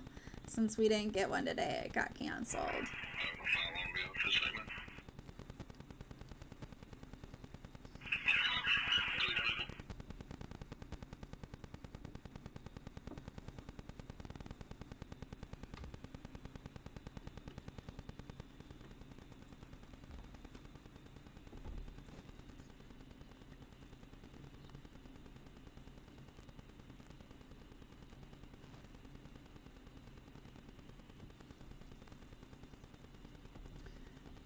I'm wondering what's going on with this cabin.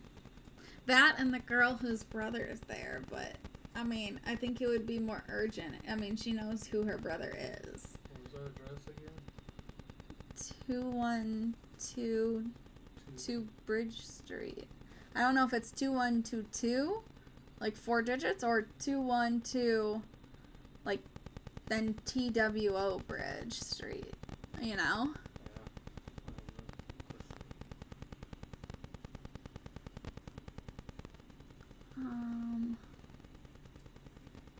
Oh. Uh-oh.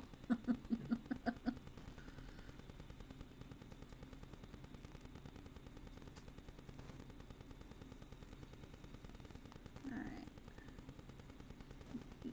No, that can't be it. There's too many houses. That's the one in Munfordville, because look at the Munfordville thing is.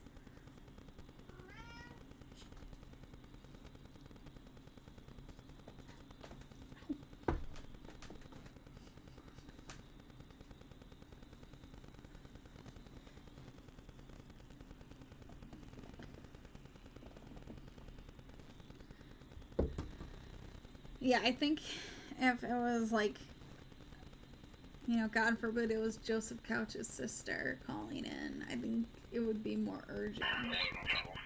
Let's see if this is something. Yeah?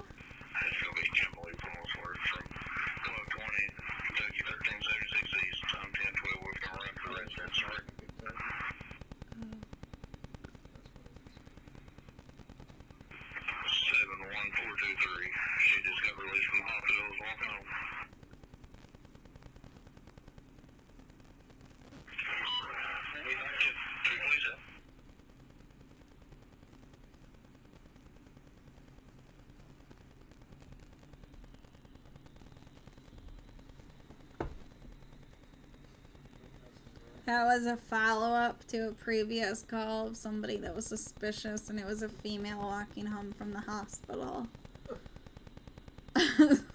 So they were, and that was like a while ago, so I don't know if they took her back or got her home or something. I'm very interested to hear about this cabin, for sure. I still don't think the sister who's calling about her brother being outside and him not supposed to being able to be there, I think that's more of like a Family Feud situation. I think it would be a lot more urgent and they'd have a lot more people heading that way if it was, you know, him. And then the guy standing in the middle of the road trying to get cars to stop. I mean, the person said they were just acting kind of weird, so I think it could just be maybe someone who's scared or having a mental emergency, mental health crisis. We're still trying to find this. They did say the address of this cabin, but I don't think we're gonna find it. I mean, the guy said it was super secluded. I mean, there's only 3 cabins on that whole entire road, and I mean, Google Earth doesn't even pull it up. It's just very strange. So I don't think we're gonna be able to pull that one up.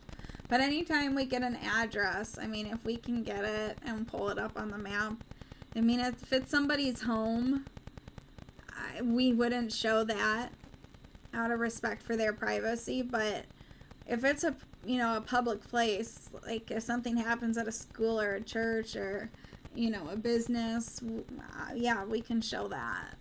Or, you know, especially like on a road or something like that, or the highway, we can show where that is. And when we're covering storms, we can show things, but, you know, not for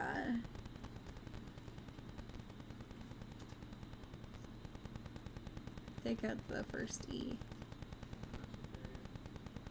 Oh.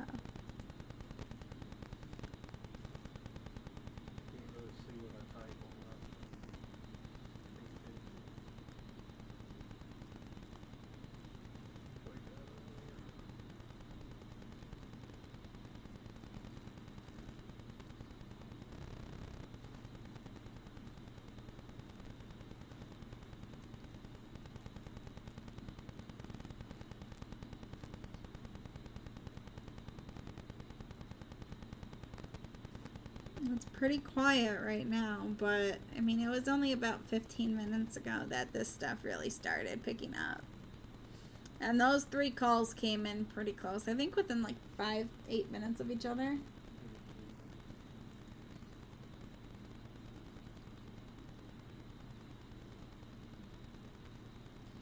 And once we're offline, if anything breaking news happens with this case, or anything breaking news in the U.S., we would come right back on. I mean, within probably half hour or so at most.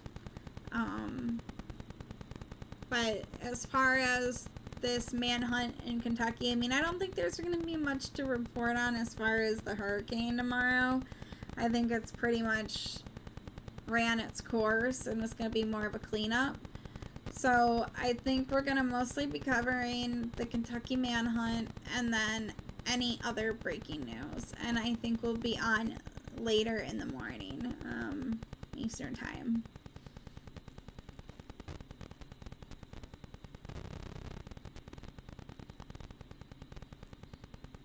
But we really appreciate anybody that tuned in tonight, even stuck with it, even during the technical difficulties. We really appreciate you. Anyone that liked it or subscribed to our channel, we appreciate you, and we're excited that you were some of the first people to watch our stream. So that's something we'll always remember. So it's cool to share that.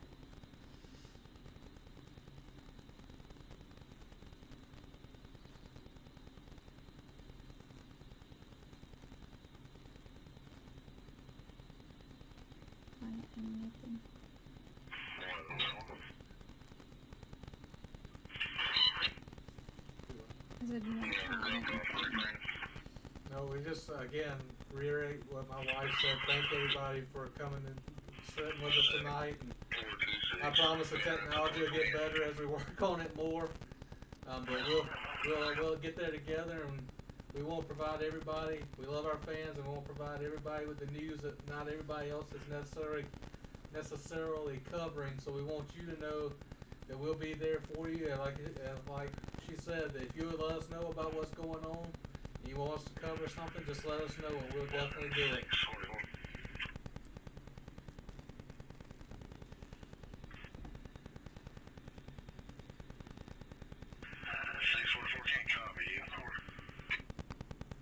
So far they're just checking in with each other, but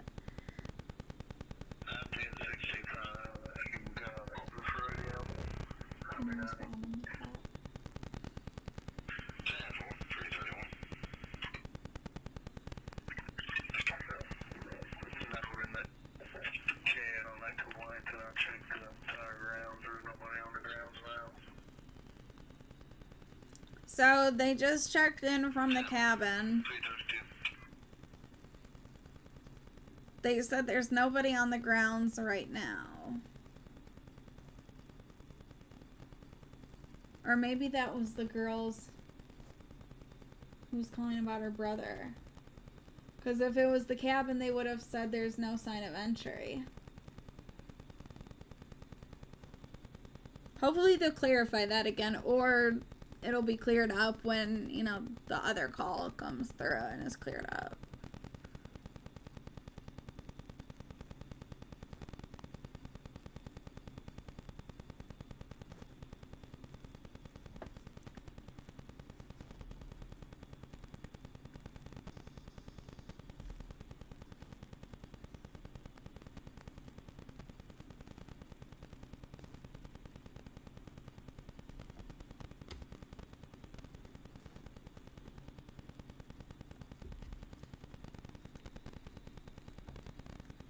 It feels like it goes forever that you wait for them to, like, answer these calls or follow through. That's why they didn't catch that dude. It takes them forever. I mean, I know it's very spread out. It's a small community, pretty much. It's like 8,000, around 8,000 there, I think they said.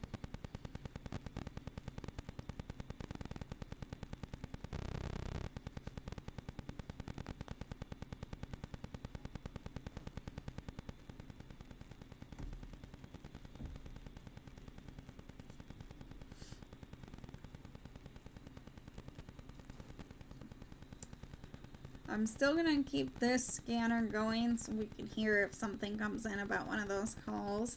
But I'm also going to see what's going on around the country on the scanner. You won't hear it unless I switch over to it.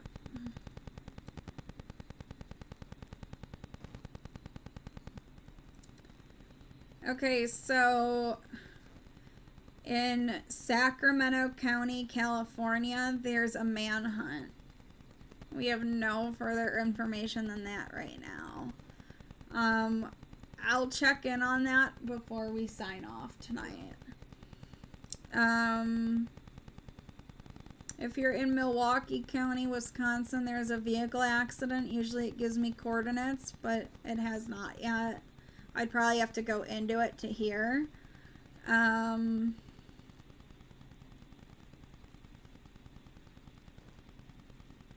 Let's see, there's still the tornado watch in Jackson County, Mississippi.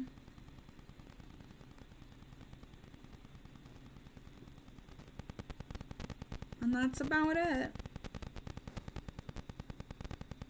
Yeah, that's about it.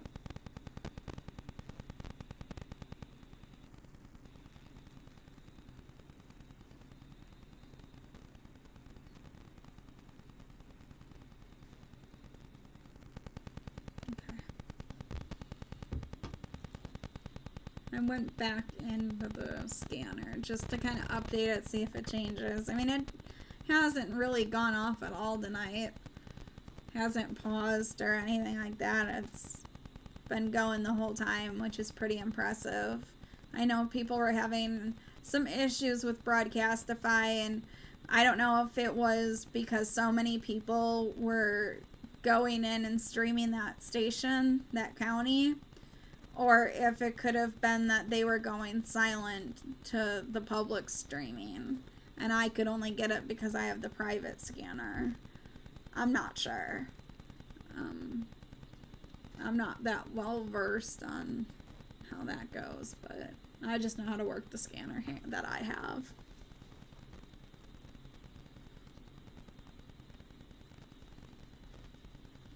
I imagine they're probably searching that cabin property, so it's probably gonna be a little bit, and it sounded like it was super far away in a super secluded area.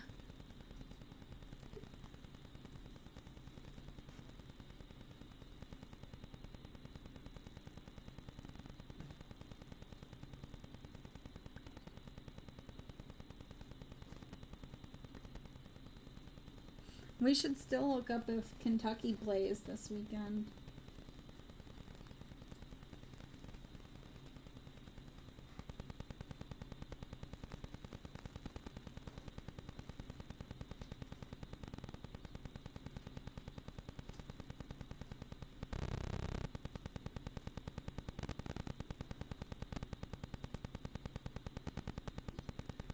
Yes, they play Georgia this weekend.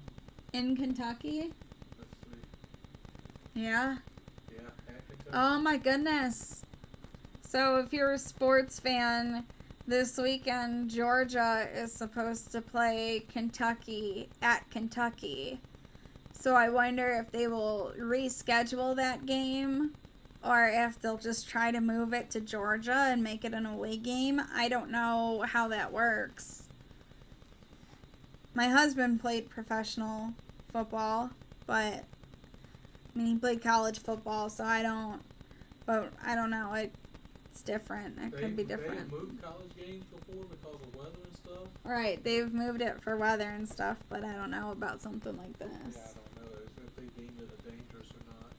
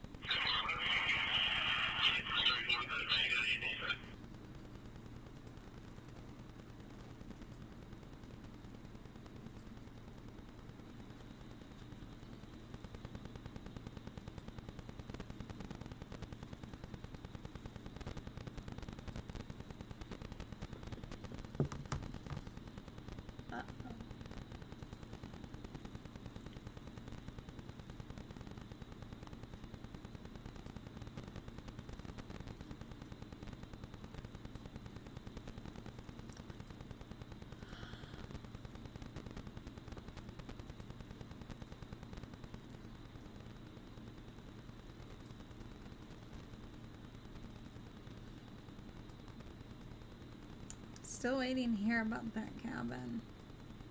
That's craziness.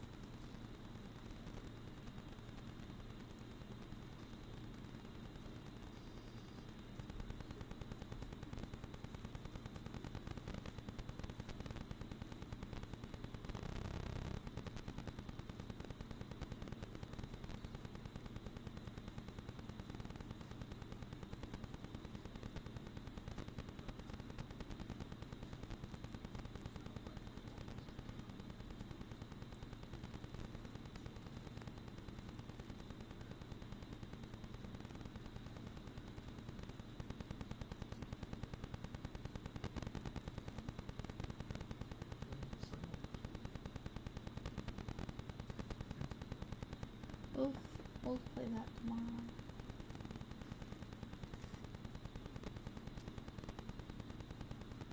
Because I imagine it's in this county, right?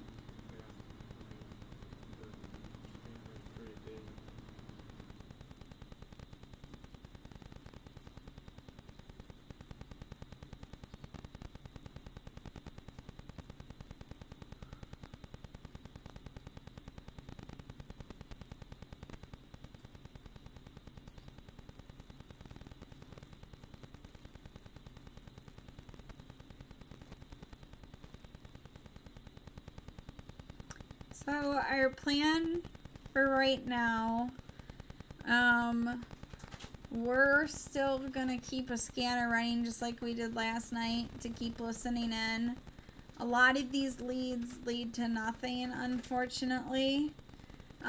But I still keep notes of what they all led to. So if you were here for a call from the night before and we're on the next day, we'll be able to update you. We can just ask about that call. Hopefully we have an update. But we really saw a lot of interesting activity during the day today with the helicopters. So we definitely want to cover that tomorrow. We want to be around to see if they hold a press conference or not. We want to see if the reward money goes up at all. So lots of things we want to keep an eye on tomorrow. We'll also keep an eye on anything about the, cleanup and relief efforts after Hurricane Francine and any other breaking news throughout the day. If anything occurs big, we'll come back on here. And then tomorrow, if it's another day and night like tonight, it's gonna be a lot of hectic calls because there's a lot of really scared people. And then there's always the chance of copycats, and it's mayhem right now and people are scared. So lots of calls, and you never know if it could be something. So everything has to be looked into. So our goal tomorrow would probably be come on late morning Eastern time, and then go until early evening and maybe take a 1 hour break and then come back on and go through the night into the early morning. So we'll be around. Anything you want to add before we sign off? Just again, thank everybody for being here tonight, and we look forward to hoping you'll come back to our channel, and look for another busy day of breaking news.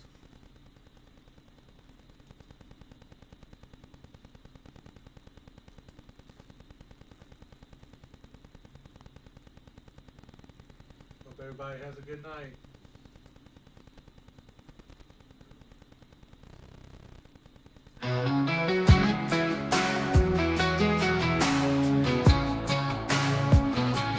Breaking news right now. Turn the volume loud. Headlines top the charts. We inform your hearts. Breaking news, HQ, always here for you. Trust the word we share. News beyond compare.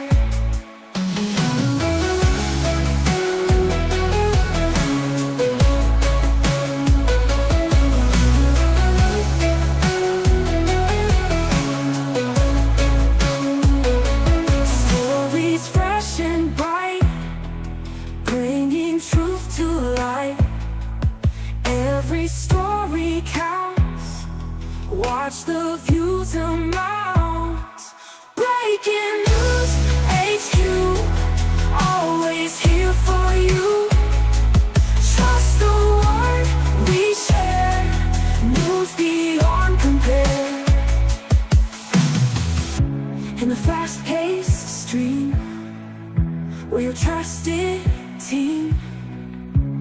Facts we can't ignore, bringing you much more. Breaking